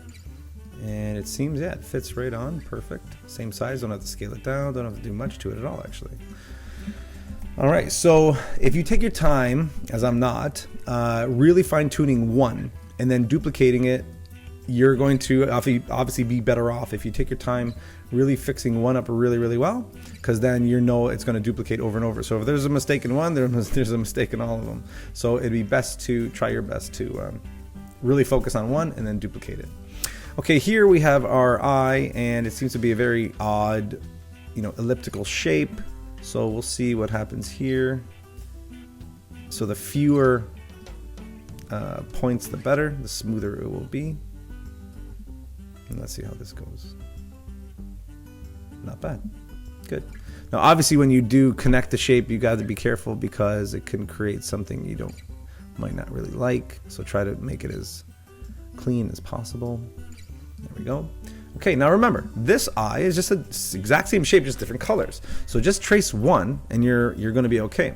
Now, what you could do with this, because it's very simple, it's very straightforward, you can actually just trace it as you see it, or you could actually make two rectangles, which I'm going to do in the next one, just to show that, hey, you're able to do it that way if you want, and then reposition those rectangles on top of each other. Or obviously just do it this way. The next one, obviously, and remember, these are all going to be filled, so we're not going to have a stroke on any of these. Now I'm just going to, I'll zoom in a little bit, just because I feel I want to get them a little bit tighter. So even though right now I'm just tracing with the stroke, later on I'm going to make sure that there's no stroke and it's all just fills. And because this goes around this kind of odd shape, I can't really do anything symmetrical here. So I just have to trace each one, which is very simple. Just grab a circle, hold on Option, and click and drag. And this will just take you a few seconds to do. There is some tedious stuff here, obviously, but it gives you practice on how to move around Illustrator, how to work with it, and hopefully that helps you out quite a bit. After this project, you should be pretty proficient in the pen tool, Illustrator in general, shapes, how to do certain techniques. You're going to be really good at it right after this one assignment.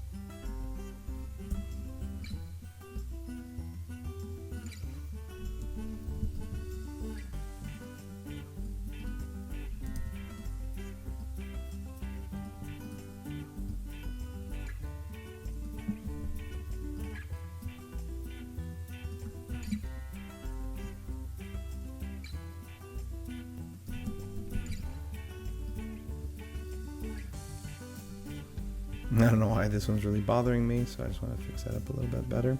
Okay, so now I have this perfectly as is, so I can now just select the whole thing.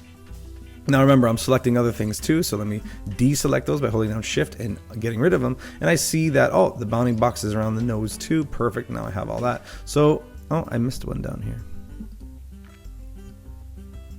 And make sure that when you do select, this obviously does happen when you duplicate something, that if you duplicate it, you make sure that you hold down Option, or else it won't duplicate it. It'll just drag that original shape, and you're gonna have to remake it or do something. So there we go. There we are. There. Okay, good. So I'm just gonna drag this. Oh no, I still had this heart selected. Now I'm going to drag this over. Option, Shift. Let go, right click, transform, and reflect.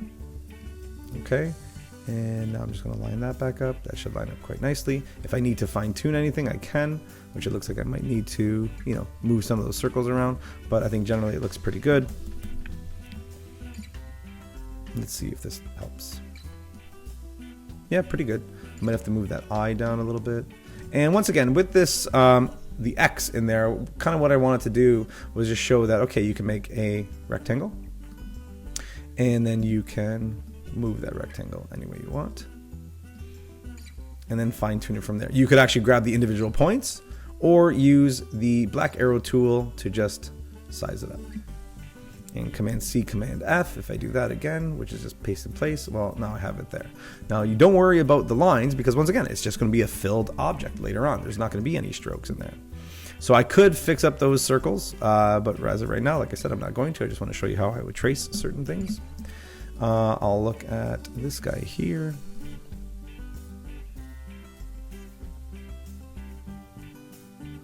Now, once again, too, as you start to trace, you're tracing out very complex objects and more of them, that your computer is going to slow down a little bit. So it's ideal, especially if you're working on a laptop, it's ideal to make sure that you save often. It could crash on you, even though the objects are very, I said there's some complex objects, even though some of them can be, they're simple, but they could be more complex. You're tracing a lot of them and it will bog down your computer, whether it's a desktop or a laptop. So save often, and then hopefully nothing happens and you can just keep tracing, have a nice workflow, and hopefully you'll be done in no time. Okay, so once I have that, hold on Option, or select them all, hold on Option, hold on Shift, right click, transform, reflect. Okay, there I go. Perfect. Line it up the best you can and then fine tune it if you have to fine tune it. Now next, let me look at these wings. Now it's okay, once again, there's going to be fully filled, the elements, the objects are going to be fully filled. They're going to be colored. So I could start here. I'm not going to start on the tip here. I'm going to start actually inside, because this wing is going to be behind the hearts. So once I fill the hearts, I'll just make sure I arrange them properly, like I showed you earlier. Arrange them so something's in the front, something's in the back. So you don't have to worry about making it perfect fit along the line here. Just send it to the back. So this actually looks complex, but it's actually very simple, especially you know how to break the arm. So click and drag, hold on Option, bring it back to its anchor point, and you got that pointed line.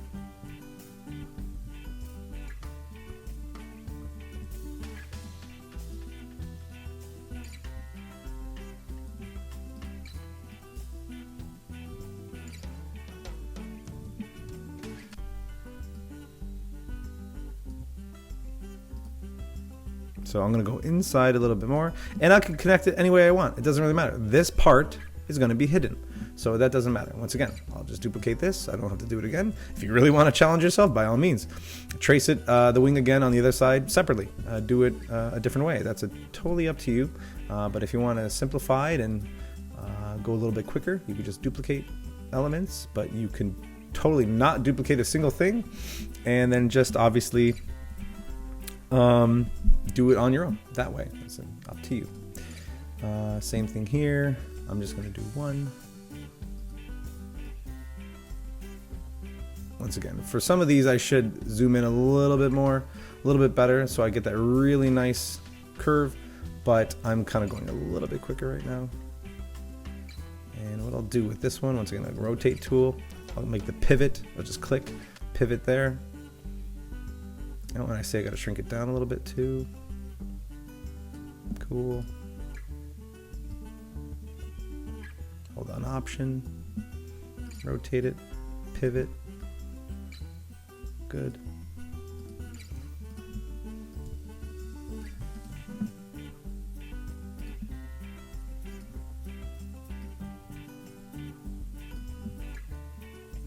And then a bunch of circles.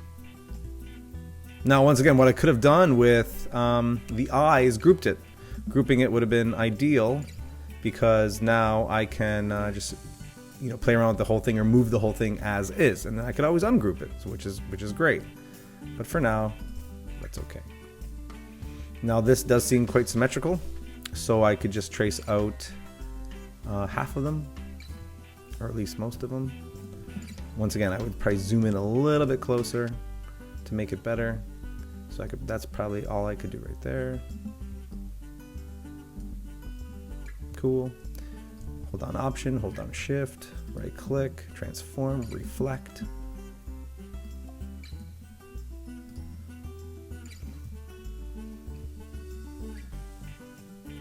And once again, I'll probably have to fine tune these up a little bit as I could see, but that's okay. They're already done. I just have to reposition them. And I have to make one more here. Done. There is obviously an easy way to make this. Like I said, we're not really focused on that right now. I just want you to learn the pen tool and strokes and fills and different things like that. So I want to make sure we're looking pretty good there. So I'm more or less done here. I'm happy with that. So now when we're filling in these shapes, things get a little bit different than just doing strokes. So let's take a look at that. Number one, if I fill in this black here, I don't want to stroke. There's a way to do it where I'm going to do it the old school way, where I'm going to click on I'm going to release the base layer. I'm going to unlock it so that I could click on it and I could change the transparency and get it back up to 100. Okay. And I'm going to lock it again so it doesn't move. And now what I can do, I'm going to click on my stroke around the whole thing and say, yes, the fill. I'm going to click on the eyedropper tool, hold down shift. Now I have a much larger area to choose the color. And this one I didn't have a very large area. That's why it was ideal to maybe make the swatches first and then select the stroke and change the color. So here I have a huge area to choose. So I'm just going to hold down shift, click, and now I have that black, which it was already there obviously, and I could just flip it and now it's black. But you're like, oh, wait a second, I'm kind of hiding everything. So maybe you should do the whole skull last. Let's do all the individual shapes inside first.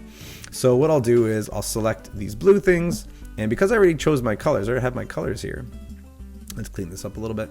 I'm just going to make them blue. Oh, the stroke is blue, not the fill. That's okay. Flip it. You use this little arrow and it flips them, and now my fill is activated because it's on top. The stroke is below, the fill's there. I'm going to select, maybe I'll just do everything blue all at once. Maybe like a little bit easier. Oh, but that thing no, it's still good. It's still on top. That's good. I could select all these and all these. Those blue. Oh, but there's still a black stroke. I don't want a black stroke. How did that happen? Okay, there we go. Oh, I see, because if I actually didn't change anything from its original, the stroke would still be on there. So make sure you get rid of the strokes that don't need to be there. Same with these ones. Good, that's right, there was nothing there. What else do I have here? I have all these. They are blue with no stroke. And all these little ones here, the gums, I guess we could say, those are all going to be blue with no stroke. Oh.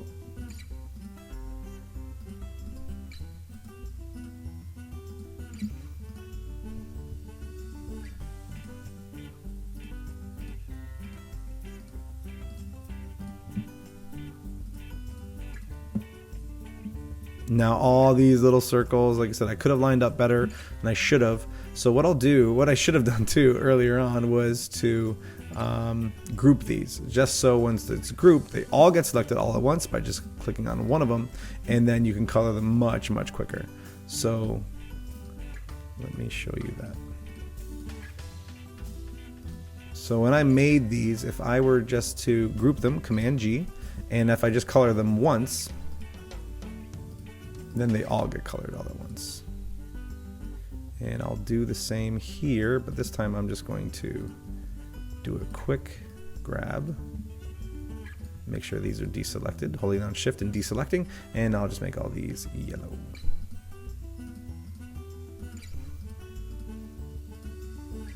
There we go. And let's see, this part was blue, so I'll make those blue with no stroke, and I'll make this whole thing yellow with, oh yeah, that's not what I wanted, with no stroke. Perfect. And now let's do some magenta spots here. You are magenta, you are magenta, and you are magenta. Okay, let's click on that. Magenta with no stroke. And oh, my one went behind, right? So I got to make sure I have that selected. That one is yellow. I'm going to flip it. There we go. And I make sure to bring it to the front. So I'm going to Object, Arrange, Bring to Front. Because I know it needs to be on top, not below. And same with the magenta and both. The wings need to be sent to the back. So let me send them to the back. Objects, send to back. But this is kind of going to be a bit of an issue, but that's okay. I'll fix it later. Send to back. So now it's sent to back. Perfect. And what I'll do lastly I'm going to select all these magenta circles. Select all. I'm deselecting right now. I'm holding down shift, so just those. I'm going to group them, and I'm going to color them. And flip. There we go. And what else do we have here? We have the teeth. I'm just going to make all the teeth green. Flip. And the few that weren't, oh, I don't remember. Oh, there they are. I'll make those magenta. Okay. Looking good. So now if I shut off the base layer, okay, I see, oh, I forgot to color a few things. I thought I did these. Okay, that's okay. I'll make those blue. I forgot to do these. I'll make these yellow. And make those yellow. Oh, wrong way. Let's flip. And yellow and flip. Okay, what else am I missing here?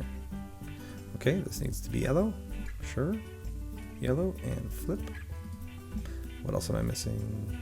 Okay, I think I'm just missing this part, the skull. So now that the skull, I want it to be black, so I'm going to choose black and I'm going to flip it. But once again, some things kind of, wait a second, the wings are missing and certain things are missing. That's okay, because remember I sent the wings to the back. Well, the skull is not all the way to the back. The wings are. So that's all I have to do is object, arrange, send to back. And now that will be fully in the back and everything will be in front, which is great. So this skull is done. Now, once again, skull 2, everything is in there. If I want to name some of these things, I can. If I want to group this eye, I can group the eye. It's entirely up to me. If I want to do that, say, okay, Command G, group. And now if it's grouped, I'm going to go to that spot where it's selected right there. And I'll just call this, eye. Which eye? The right eye. Same thing I could do with this one, if I want to. Now, if you do this, like that's very organized and you're getting used to that, that's a fantastic thing. It's really good to organize yourself this way and to, try to be as organized as you can. That's a huge piece to being a graphic designer is organization. So I seem to be done here. This is how I know I'm done. I'll just shut off the base layer. Now actually this one in the back is going to throw me off a bit, but that's okay. I'm looking pretty good, so I could shut this off. That's all. I can shut that off, say, yeah, that looks pretty close. I'm really happy with that. So I can see how this blue is moving as I'm shutting off my work compared to the bottom one. I was like, you know what, I should probably line those up a little bit more. It's not that close. I should be careful there. My hearts obviously could have been better, but that's okay. So once again, skull 2, skull 1, and now I'm going on to the final skull. And we're going to look at doing strokes and fills together. All right, on this last skull, what I'm going to do is I'm going to start actually with my layer panel, and I'm going to see about organizing my skulls right now. So I'm going to unlock this one just so I can move them around. And what I'm going to do, I'm going to select both of my skulls, the 1 and 2 that I've done already, and I'm going to put them into a new layer, their own layer. So I can put collect in new layer, and by doing that, I actually have my skull 1 and skull 2 inside their own layer. So I'm just going to call this one skulls. So now I actually have a, sub layers inside here. So I have layers, inside layers, inside layers, inside layers. But that's why if you had all these elements just inside like tons and tons of layers, it's not organized very well. It's very poorly done. So if you organize yourself well, this is how we should do it. So we have our skull 1 and skull 2 and soon to be skull 3 inside of another layer called skulls. So I could close that up and it's going to be very, very organized. So let's start a new layer. I'm going to call it skull 3. And here I go. So I'm going to lock these two and I'm just going to work with this one. I'm going to actually unlock this. I'm going to lower that transparency again to about 50. Great, lock it, and then click on my skull 3 layer and start working. Now, same thing as before. I'm going to start at the top. I believe my smart guides are off right now. I'm just going to click and drag and see what happens here.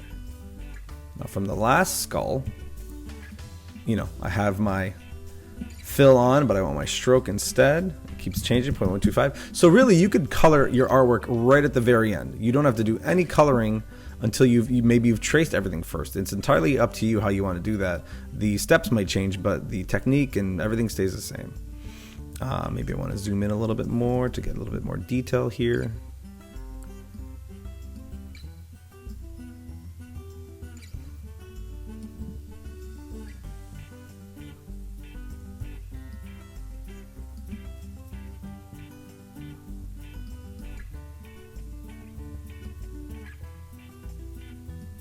Now remember, with this, you have the stroke that you're tracing, and you have the fill that you're trying to get to. So try to do the best in terms of going outside of everything, because I'm going to show you something else later too on how you can play around with the stroke, because there's actually different ways the stroke will be positioned on any element. It could be inside, outside, or center. So I'm going to show you that once we start filling things up, and I think you're going to see how we can change things quite simply by a few clicks of the button. So once again, I'll try to make this as nice as possible. You could definitely take more time to make it look even better.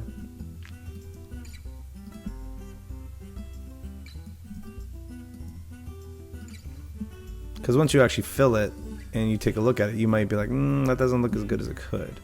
And that's a problem.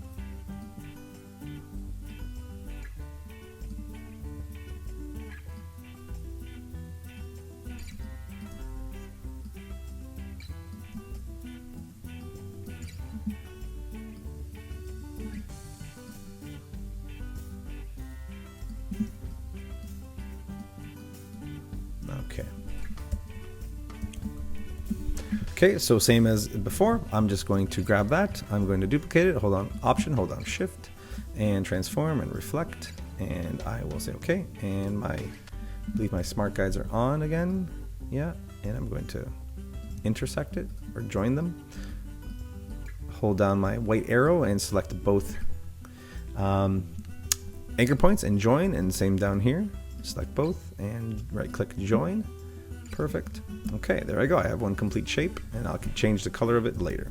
So let's do like we did last time, and let's start from the bottom to top. So pen tool, and what I'll do, so once again, what I'll do is I'll trace the whole shape, the outside of the shape, and what I can do later on, which I'll show you, and we can always fine tune it anytime we want. I will create a stroke on it, but the stroke is going to be on the slightly what we might consider the inside or outside of it. And we'll see which one works best. And then, like I said, we could fine tune shortly after that.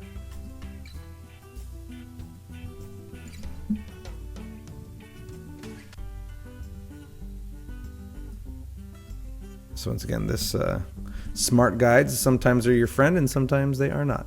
So this one, once again here, oh, I noticed the issue with the skull.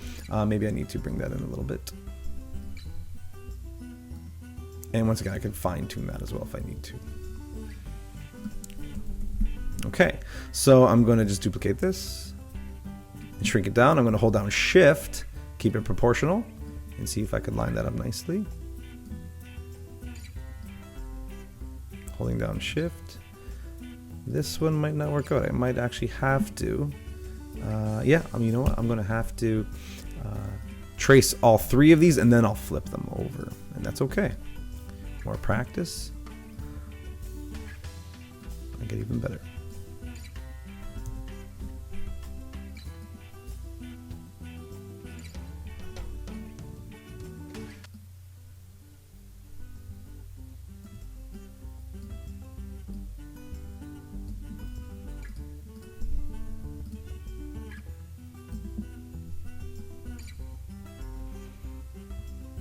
Once again, I'm just giving you ideas on how to approach this. There are other ways to do it. If you find other ways, creative problem solving, I love it. Definitely figure out your own way to do it. If you'd like, these are just some tips I'm giving you that you might say, hey, I actually know a better way to do it. Hopefully you get better at this faster and still very clean and organized, which is very important. But these are just some tips I'm giving you, and hopefully they help you along.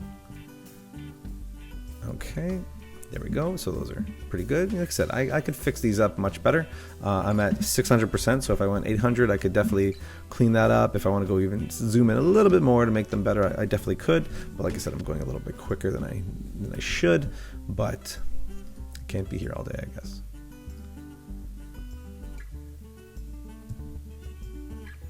So this one, you know what I'm going to do? I'm going to do a little symmetry on this one. Let's see if this will work. Probably not. Hey, not bad. No, not great. I'll do 2.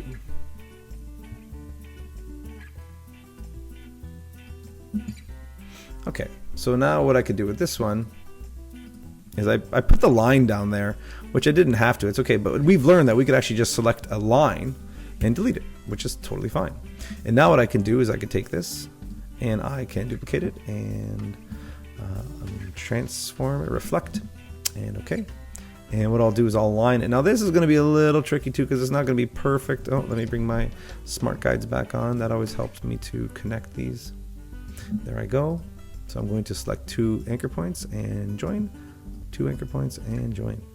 And now if I look at it, it might not be so clean over here, so I can fix that up later. Even over here, I can make it a little bit better too.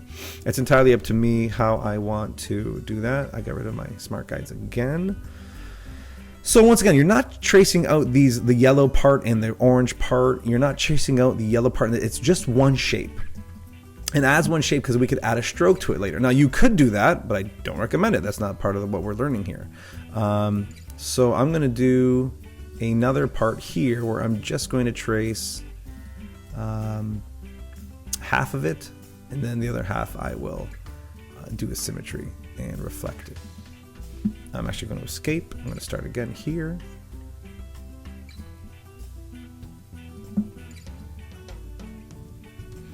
And the most important thing about the pen tool is that you will use it a lot in logo design and creating any type of interesting shapes or that. So that's why it's very important to get to know it, learn it, and just really do really well with it.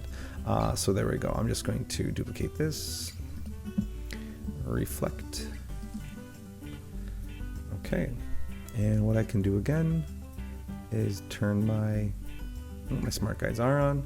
I will do I'm a little off there, aren't I? There we go. I'll do a little join here.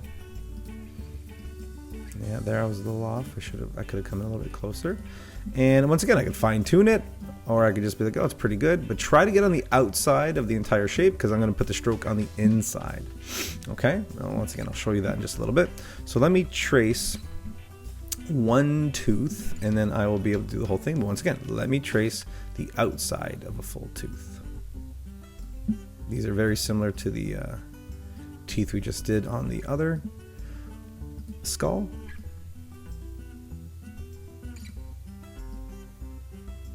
Okay, about there, looks pretty good. And I will duplicate.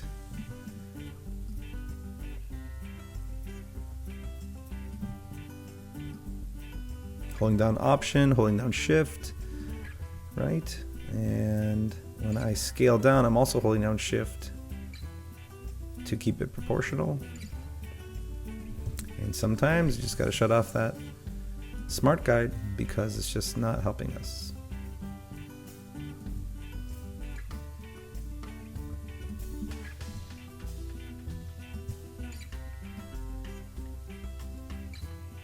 And once again, what I'm doing right now, these are vectors. So what I'm able to do is I can scale them down or scale them up huge and they do not lose any resolution.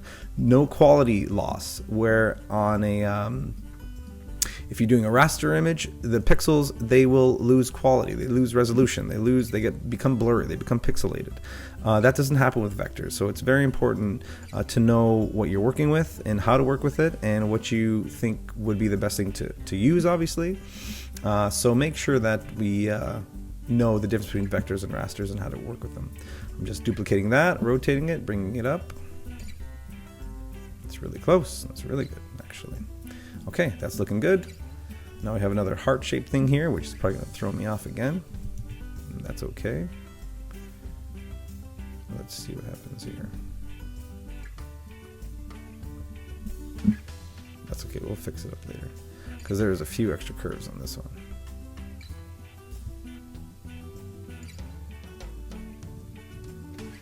No, I don't like it. I want to do a good job on this one.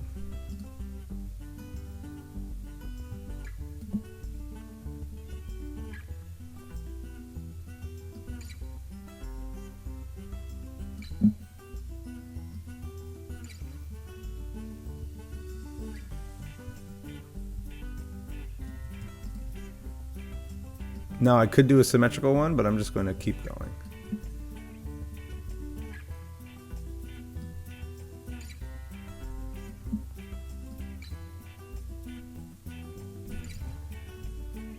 See, the problem with doing it this way, I'm adding more anchor points where it might not be as curvy, but it's looking pretty good. Not bad. Okay, next here, I'm just gonna do this one. Now, let's agree, spirals are the hardest thing to do, but we're looking for it to be close, not perfect. There is a spiral shape tool we can use, but we're not gonna use it for this. We really don't need to.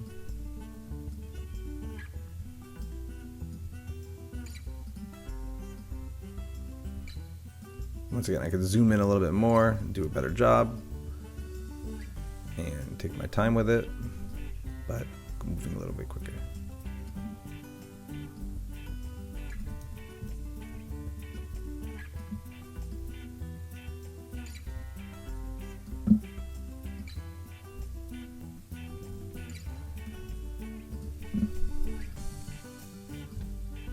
Duplicating that.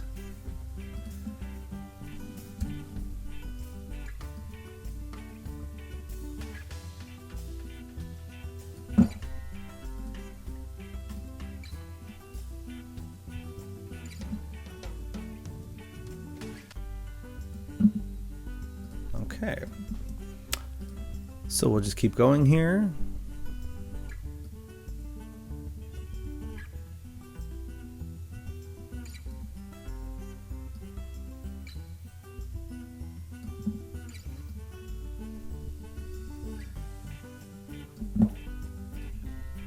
Duplicate that, hold on Option, hold on Shift. Nice. Here we go. Just tracing the outside of the stroke.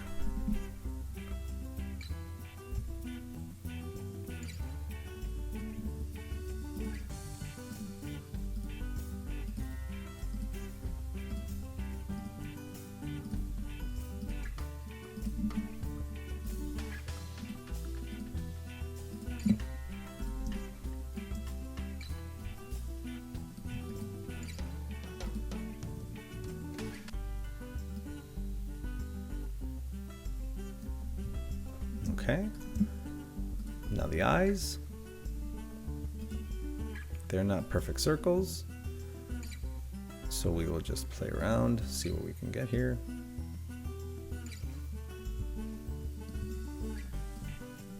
Really, a circle potentially has 4 points, so we should try to keep it to 4 points. We'll see what happens. Might have to fine tune a little bit, which is totally fine.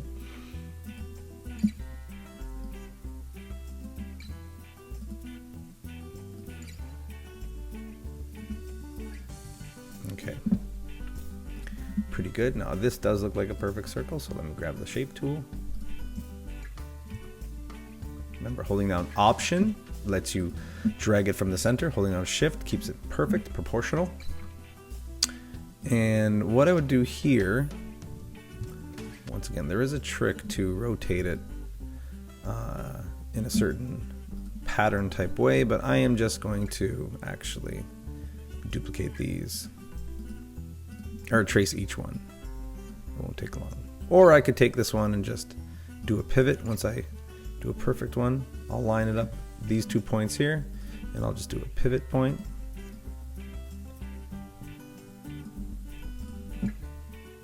Line up the 2 points, rotate tool, and pivot. Click on the pivot point and do that. And once again, because it's symmetrical, I could do 1/2, and the other half I can just duplicate and reflect it. Now, as you see, what I'm not doing here is I don't really use the tool keyboard shortcuts. Like, I don't press V and I don't press R very often. I haven't done it, but it's totally fine. You know, better workflow if you do know your keyboard shortcuts. So maybe I should try it.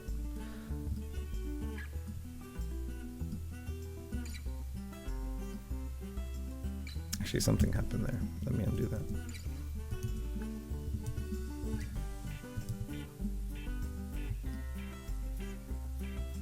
So I'll press R, pivot it,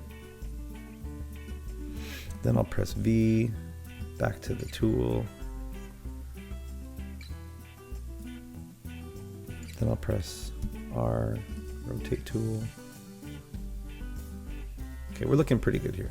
So I'm just going to take these ones, the ones I have left, duplicate them, right click, transform, reflect. Okay.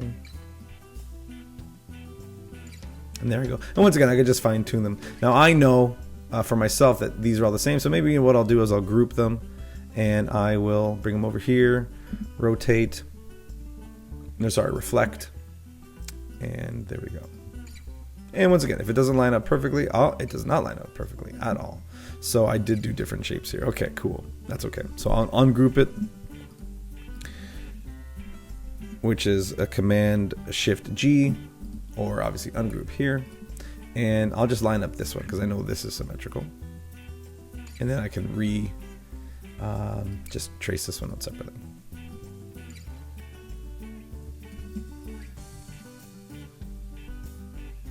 Once again, your first time around tracing it doesn't have to be perfect. You could also go back and fine tune it with the white arrow tool, the direct select tool. That's it. Make it as close as you can. Nice crescent there. That worked out really, really well. Let's see if it does this way too. No. So what I'll do, I'll just go halfway. Try to make a nice curve if I can.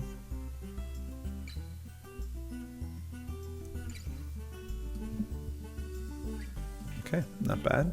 I could smooth this out a little bit more if I could, if I really wanted to, and more time, more detailed. And you should definitely do that.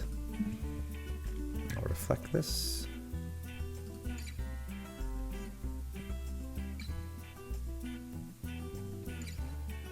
And if it's not perfect, once again, rotate tool,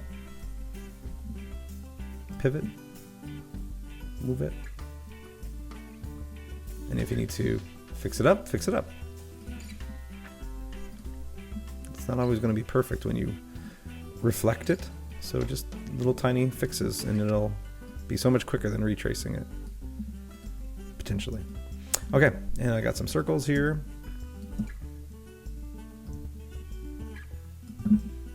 Once again, make sure you trace the whole thing around, not just the inside. Just trace out the whole stroke. I'm just duplicating, and I am holding down Shift to make sure I keep that circle proportional, because they are proportional. They're perfect circles, so let's keep it that way.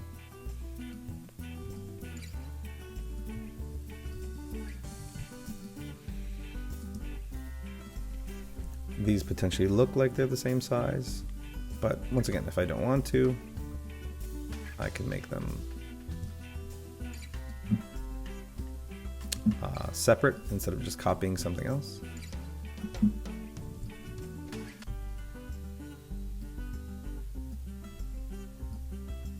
Okay, and now with those ones, I can duplicate these, hold down Shift to deselect. And once again, I could group these, Command G, so if one goes rogue, I can, it's a part of the whole group. And that's okay. Let's see if this works. Yes, it does. Okay, once again, if I have to fine tune, I'll fine tune it. Let me hit up the top part here, and then I'll finish off with the fire in the middle. I'm sure if you looked at this originally and like, wow, this actually looks very challenging and very difficult, and you know, if I'm gonna have a tough time doing this, that's okay. Then as you slowly tackle it little by little, you start to see how these are just simple shapes with either some curves or some points. There's not much to them. If you just take your time with them, they're very, very simple.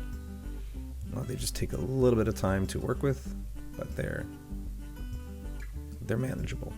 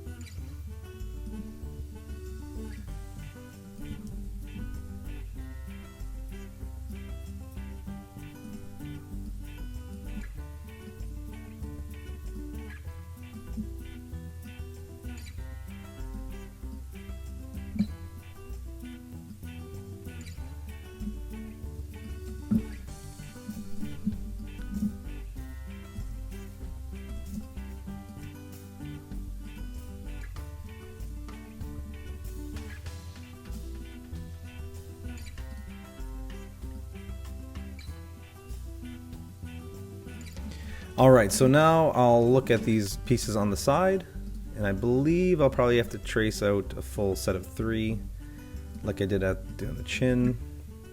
And then what I can do, make it symmetrical on the other side, which is fine.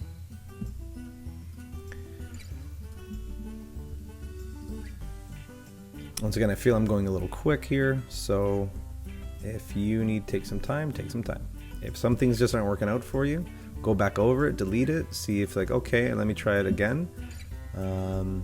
Yeah, there's always a way to make things a little bit easier for you. But usually if you're first time trying it, just go slow. You will get it done.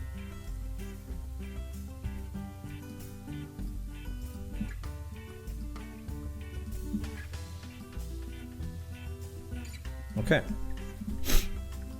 Now the last piece I'll have to do is this fire. Let's look at this and reflect. Press enter. Line those up as best you can. And the last piece here.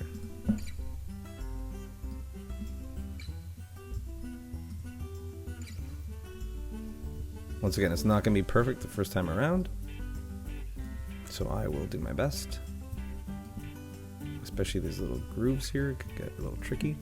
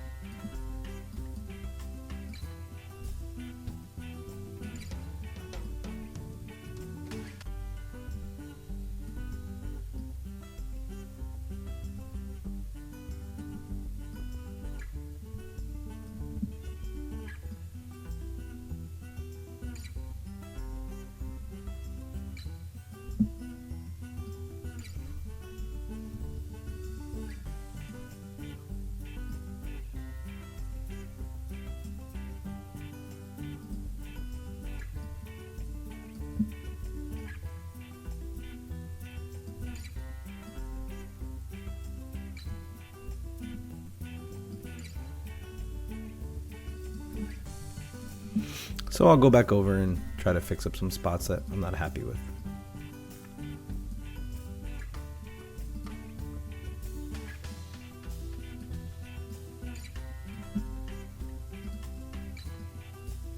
Once again, I could zoom in a little bit, at least 800.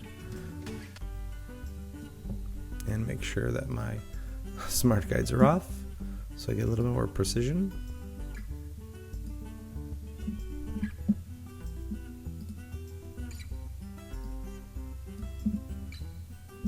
And this point here, I see I brought it back, I shouldn't have, so I'll click on that point, and what I'll do, I'll make it a curve, and now I get my control arms back in there. That's another little trick if you weren't too sure about. So you could turn any point into a point with no control arms or control arms again. There we go, looking pretty good. Okay, let's see, do I have everything covered? I think I traced everything. Yes, great, okay. So now what I could do, I can start choosing those colors. So let's do that. So I'm gonna lock all my current elements. I'm gonna unlock my traced thing. Oh, I messed something up here. That's okay. And then I'm going to undo the transparency, get 100%. So now what I'm gonna do, I'm gonna trace those, I'm gonna get those colors back.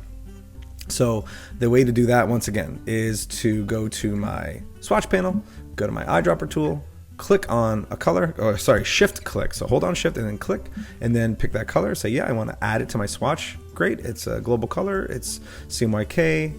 These are the bars that tell me what it is. Great, I'm gonna do the same thing. Command click the red. Okay, add it. Yeah, it looks good. Command click the orange. Add it. Where's the orange? No. Why is that not selecting the orange? There we go. And add it. Yeah, it looks good. Maybe get that yellow. Command click the yellow.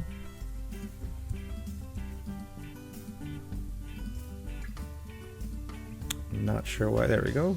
Not sure why it's not selecting them perfectly every time. That's a little odd. So I got my blue. my red, my orange, my yellow. I think that's everything. The 4 colors there. Okay, so I'm going to select those 4 colors, you, and you, holding down shift. I'm going to click on this little folder, new color group, or here, new color group, same thing, and I'll just call this skull 3. And there I go. There's my 4 colors. I believe that is it. I should be good. So let's now start coloring some things. So I'm going to lock this again. I'm going to unlock skull 3, and I got to move these pieces here. So now instead of just filling them, oh, I see what happened there. I must have duplicated that twice. Yeah, okay. Now that I'm filling them and adding a stroke, I need to look at both of those things, both those options. So let's start off simple. Let's start off where we did at the beginning. Let's go down. Let's choose all 6 of these because these are all the same. So they're going to have a yellow fill. So that yellow fill, good. And they're going to have the orange stroke. So click on the stroke and click on the orange stroke. Now, great. Now the issue here is I can't really see what the stroke looks like underneath. So if I wanted to, I could actually just bring these down a little bit, just using the arrow key and holding down shift and bring them down. And then I can say, oh, that's how the stroke looks. Okay, so the stroke is a little bit more. So let me make it a 1-point stroke. Okay, that looks pretty close. Now, if I notice that, actually there's a lot less yellow.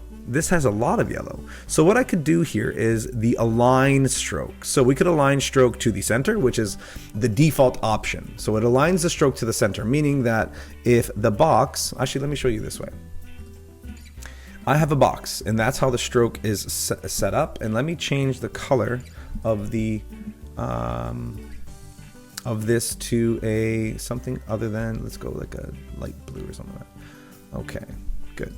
So now if I could see this a little bit better.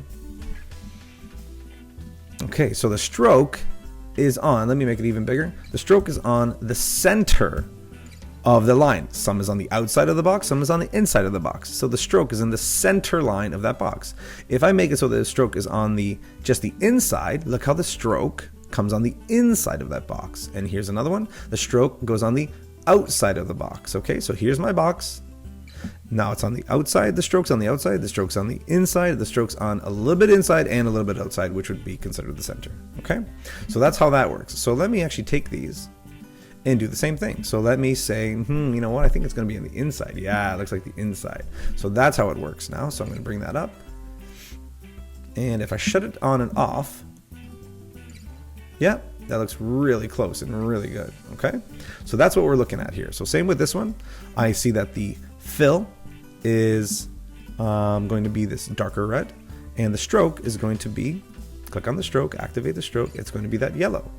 Okay, now, I believe everything I set at 1, and let me now make it on the inside. Now let's take a look. Does it look right? Yeah, it looks really good there too. So let me just continue on and do the same thing.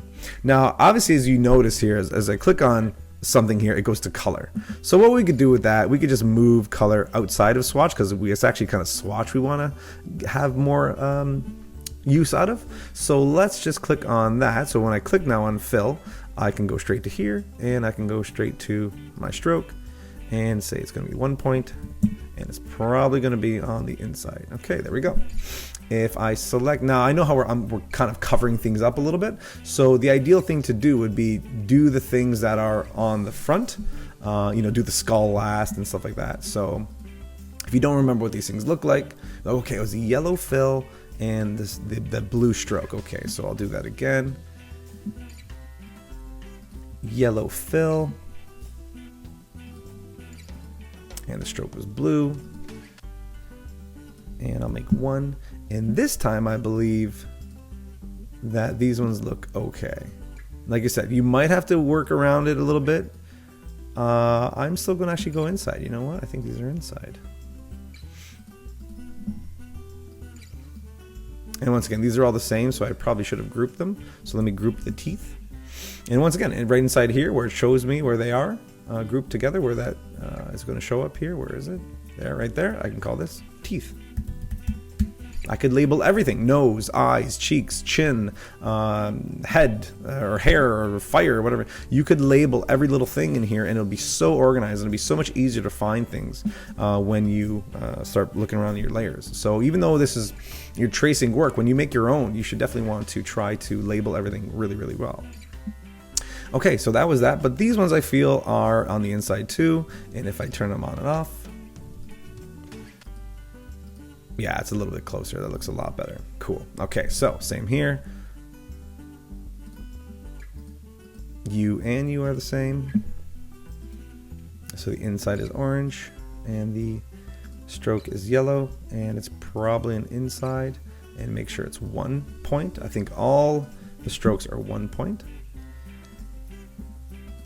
You and you are the same. I could group them if I wanted to. I could actually start off right away. Say 1 point. It's going to be inside, and the fill is going to be red, and the stroke is going to be yellow. Great. Same, not the same here actually. So I have to ungroup these. If I'm going to do it all one color, I can't, because it's all going to go become that one color. It's not what I want. So I'll have to ungroup the whole thing, because the eye is also grouped. So I'm going to say no, the fill is the red and that is the yellow, and it is on the inside. Then I'm going to make it 1. Great. And now once again, this is on top. So what do I need to do? I'm going to send it to the back. Object arrange, send to back, and now I can see, well, I can't see it, but I know it's there. There we go. I have that, and I'll make sure to deselect. Hold down shift and deselect things. And now I'm going to group this, and I know that it was yellow. The fill was yellow, and the stroke was none, I do believe. Correct. So this is one of the only ones that had no stroke on it. It's just a fill. There we go. So actually, let me do the opposite way here. So now let me select this, deselect everything else, and group it. So now the whole thing will just be quickly turned to red. Great. And now the eye, I know, is yellow, fill, red, inside, 1 point. And I'm going to send it to the back. Command Shift, close bracket. Now it's a little off. It's not great. I should probably fix that up if I really look at that. Yeah, it should probably fix that up, but we'll see how well you guys do. Okay, these ones I can group these, yeah, because they're the same. And I could say that the fill is that, and that's going to be yellow.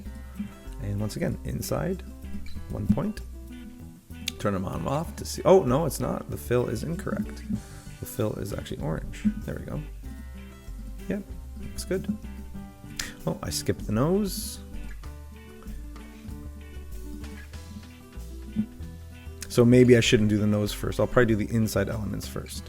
So this is going to be just a yellow stroke, or sorry, yellow fill, no stroke. These are going to be just the orange fill, no stroke. And now I could do this. This will be a orange stroke with a red fill.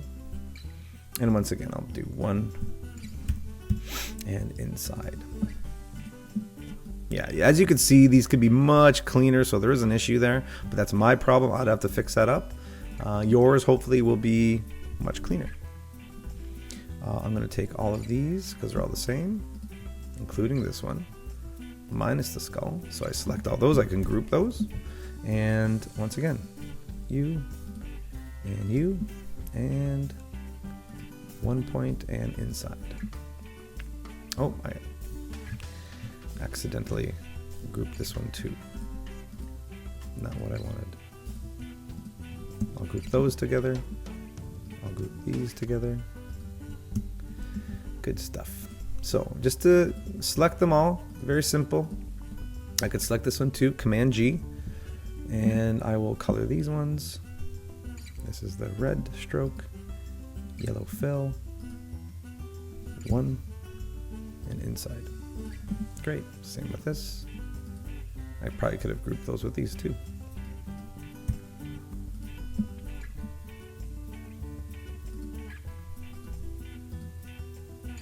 No, opposite.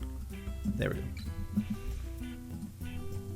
And these ones are all the same. I could actually group all these together, but I separated them into different sets, which is fine. That doesn't really matter. I'm going to say it is an orange and then yellow stroke. 1 on the inside, and let's shut it on and off to make sure it's, yeah, it's really close. That's really, looks really good. And then the fire.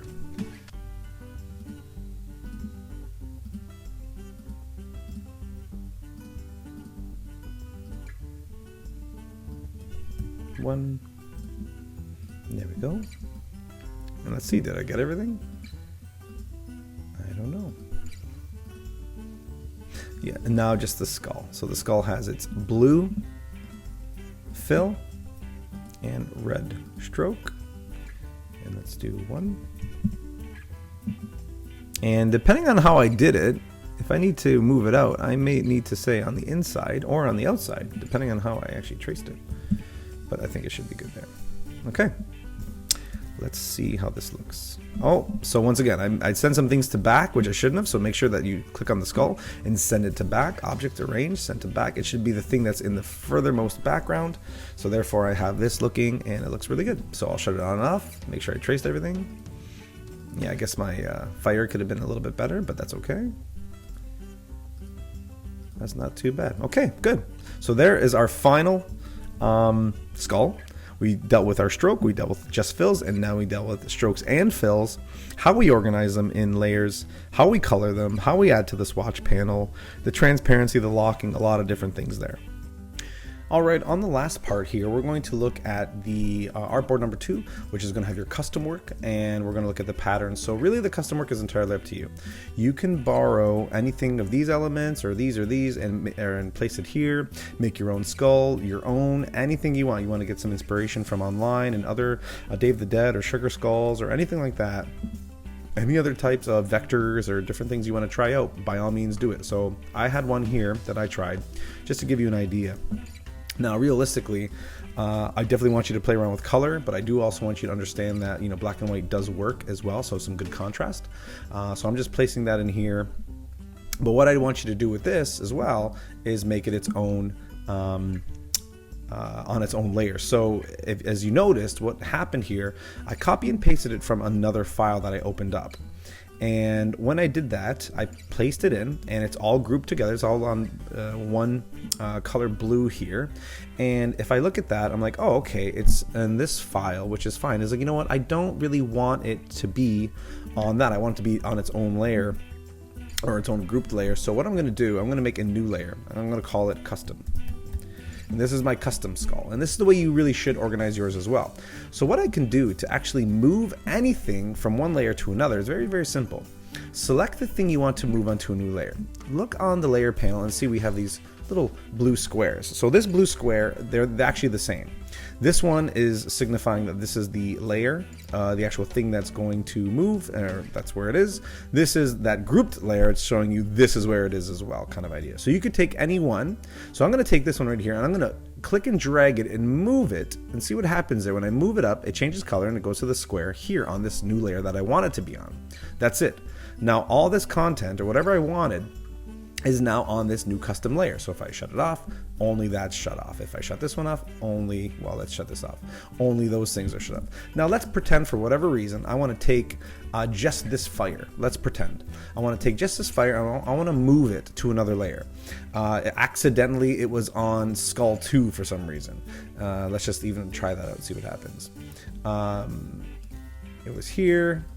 I moved it, oh, because it's locked, sorry. I moved it down here. For some reason, it's on skull 2. I don't know why. So what I can do is actually, let me bring it down here as well. What I can do with this is like, oh, it's on the wrong layer. It should be on skull 3. So I could just click on the thing that I want to move, find it here, and drag it to the layer I want it to be on. Oh, there it is. It's on the right layer now. I could even move the layers up and down. And there I am. So now I'm set there. So now these are nice and organized. I have my base layer, my skulls layer, my custom layer. And now with the custom layer, like I said, you could do whatever you want here. I don't care. Use fills, use strokes, use very intricate designs, use simple designs, anything you want. Play around, have a good time. These are really, really fun to design. You can kind of get away with almost like anything, but they have to be vector, and it just has to kind of, you know, at the same time make sense as well. So other than that, what you're going to do next is you're going to make a pattern. So down here, this is where you make your pattern. I'm going to show you 2 ways to make a pattern. So really, one involves a swatch panel and one involves another option here. So that's all I'm going to do. I'm going to take this object and I'm going to click and drag it off of the artboard just for now. I'm going to make sure it's grouped. It's very important that you group these, because if you start moving things around and some pieces start not being grouped, there's going to be an issue there. Some pieces might actually come out of place. So that's what I'm going to do first. I'm going to set this up just to be on the safe side. I'm going to make sure I've expanded it. We're going to talk about this later, and that everything is set, just so there won't be any issues when I try to bring it where I need to bring it. So it's all grouped. It's all set to go. That's all I'm going to do. Is what I can do if I want. I can bring this on the, it's on the workspace. It's not on the artboard yet. I can actually start playing around with my own little pattern if I want to make a pattern here. Let's just pretend I'm just dragging that. Remember, it's grouped, so it's easy to play with. And let's just pretend that's my pattern, something like this. To be on the safe side, what I could do is I can align this so the spacing is dispersed properly. It's all good. I just click on that, and that just, like I said, distributes the spacing a little bit better. Let's just pretend that's my pattern. I'm happy with it. It looks good. Awesome. That's all I have to do to make this pattern work. I'm going to click and drag my selected pattern into my swatch panel. Now I'm going to drag it down here. Oh, sorry. Actually, my apologies. Don't drag it down there, because if you do, it's not going to work. It has to be drugged over in this area, not in a folder. It has to be dragged over here. So I'm going to click and drag it once again over here. You see how there's a little black line that shows you where it's going to go. Now I know it worked because a new little swatch showed up, and that's my pattern. Now you're almost done. You've kind of set up the pattern, but you haven't applied the pattern yet. This is how you apply the pattern. Select a rectangle and click and drag over your artboard. Now what's going to help you here is the guides. So just because it's going to snap to the guide, so make sure your smart guides are on. Click and drag a rectangle from corner to corner. There is my my rectangle. Now currently it has a fill of this red that's from before. Well, I don't want that fill anymore. What I want is to have this pattern in it. And there it is. You click on that pattern, look what it does. It fills it with the pattern. And that's kind of more or less it for this particular way to make a pattern. But you say, you know what, that's kind of cool, but I want to work with this pattern a little bit more. I want to do something with it. So really the pattern is just a fill inside of this object. You can see the fill is correct, the stroke is done. But I want to play with this pattern a little bit more. So that's all I have to do is click on my box where that pattern is and go to Window and Pattern Options. And what I can do from here is go to my drop down and say Edit Pattern. It's going to edit this pattern in a few different ways if I want to. Now this looks a little overwhelming, which it kind of is, but just remember, this is what you have to worry about. What's inside this box? These four, my original pattern. So what can I do here? I could name it properly, obviously new pattern swatch. Let's just call it skulls. And I could do a different tile types. If I want normal grid pattern, a brick. Let's see what a brick does, which is going to offset it slightly. I can do a brick with the column set up, hexagonal, and hexagonal. A couple different ways. I'm just going to keep it simple with the grid for now. That's fine. Now, a couple other things I can do is I can play around with the width and the height, or just the spacing. So right now, let's play around with the width and see what that does when I start playing around with a certain thing. So it plays around with the spacing, the width and height around the original work. So I'm going to say that's 8. Let's make this 3. Let's just see what happens. So now the height changes. So there's a lot going on there, which is okay. So I could size the tile to the artwork, or I can move the tile with the art. If I move the tile with the art and size the tile to the art, now I'm just playing with individual horizontal and vertical spacing. And that I could slowly increment however I want that to work. Yeah, let's do 0.25 or 0.125 and 0.125 to see what happens here.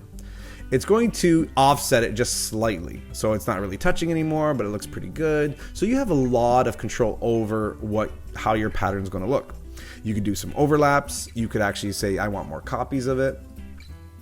If you're right now I'm just doing a 5x3, but realistically it could be a 9x9. So you could have quite a big pattern. The other thing you could do here actually is manually manipulate your actual original pattern to whatever you want. So it's like, okay, this is my original pattern. Let's say, you know, I feel the skulls are too big. Let me scale them down. So I'm holding down Shift, and I'm not going to scale them down too much, but just enough. Okay, so now everything shrinks according to what I already had set up. So that's pretty cool. So now if I say this is good to go, what I can do up here, this gray bar shows up, and I could say, do I want to cancel it? No, I don't like it. Done, as in this is that pattern that I've changed, or save a copy. So my original one will stay the same, but I'm also going to have this new one as well. So I'm going to say save a copy, and I'll just call this skulls 1 and say okay. So now that new pattern shows up. So I have a new fill pattern, and I'm just going to say now, bring it back to just get out of here.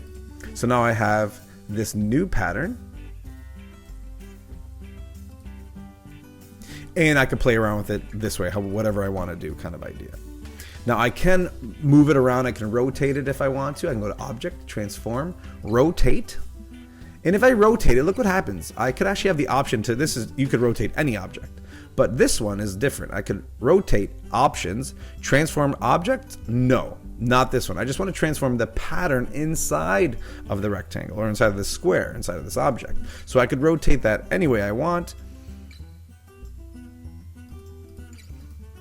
There we go. So I could do it however. Let's even just do 45 degrees and just say okay. And there you go. So I have now this style of pattern if I want to. So there's your pattern. That's it. You're done. That's great. What I need to see is the pattern inside of here, like the swatch, and then it applied to a certain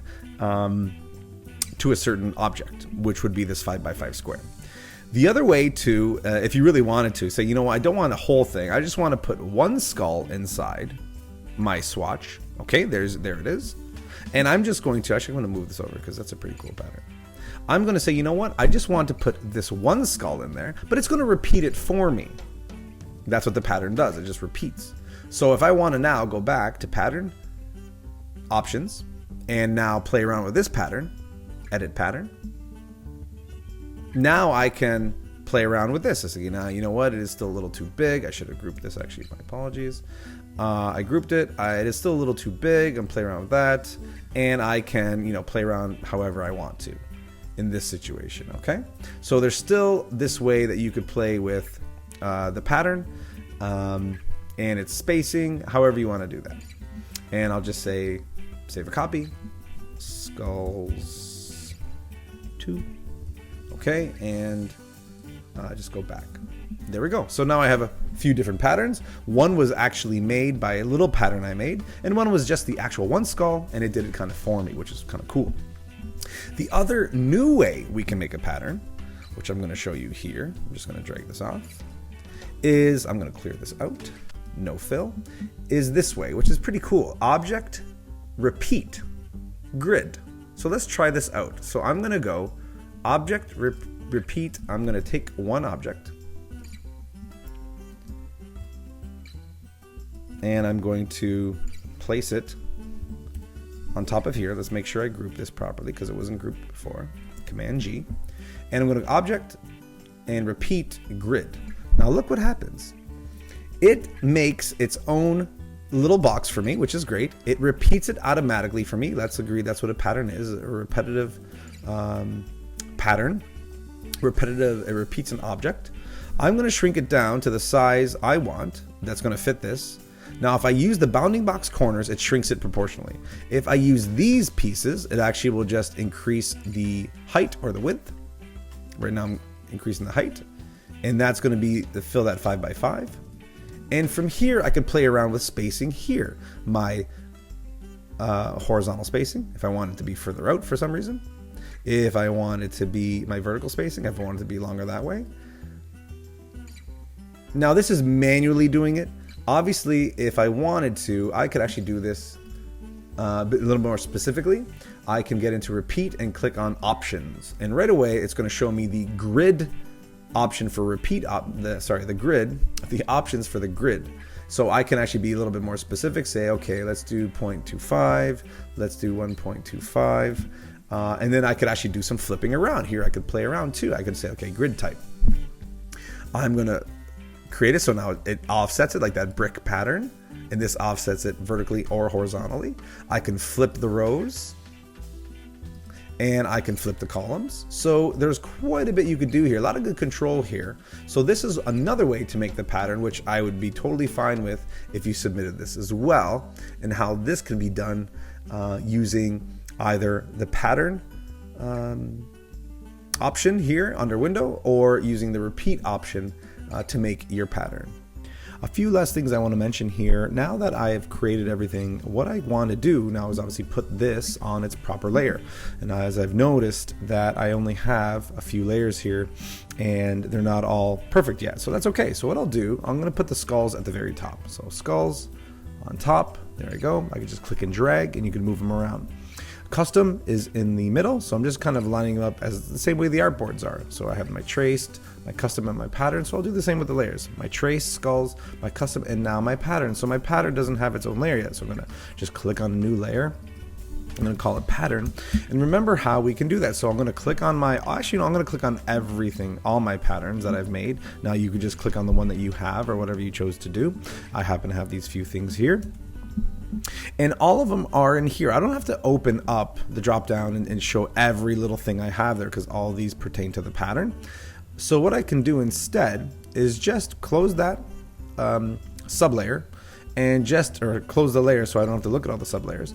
And I could just take this little square and just click and drag it up onto my new pattern layer. That's it. And then I'm just going to click and drag my pattern layer down.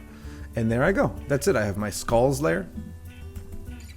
If I zoom out, Command minus, I can see my skulls are all on there. Great. I can see inside I have my skull 1, 2, and 3. Great. And that's going to be really easy for me to mark it as well, because what I could do, I could just turn on the base and just shut this on and off and see what you traced and what you didn't trace.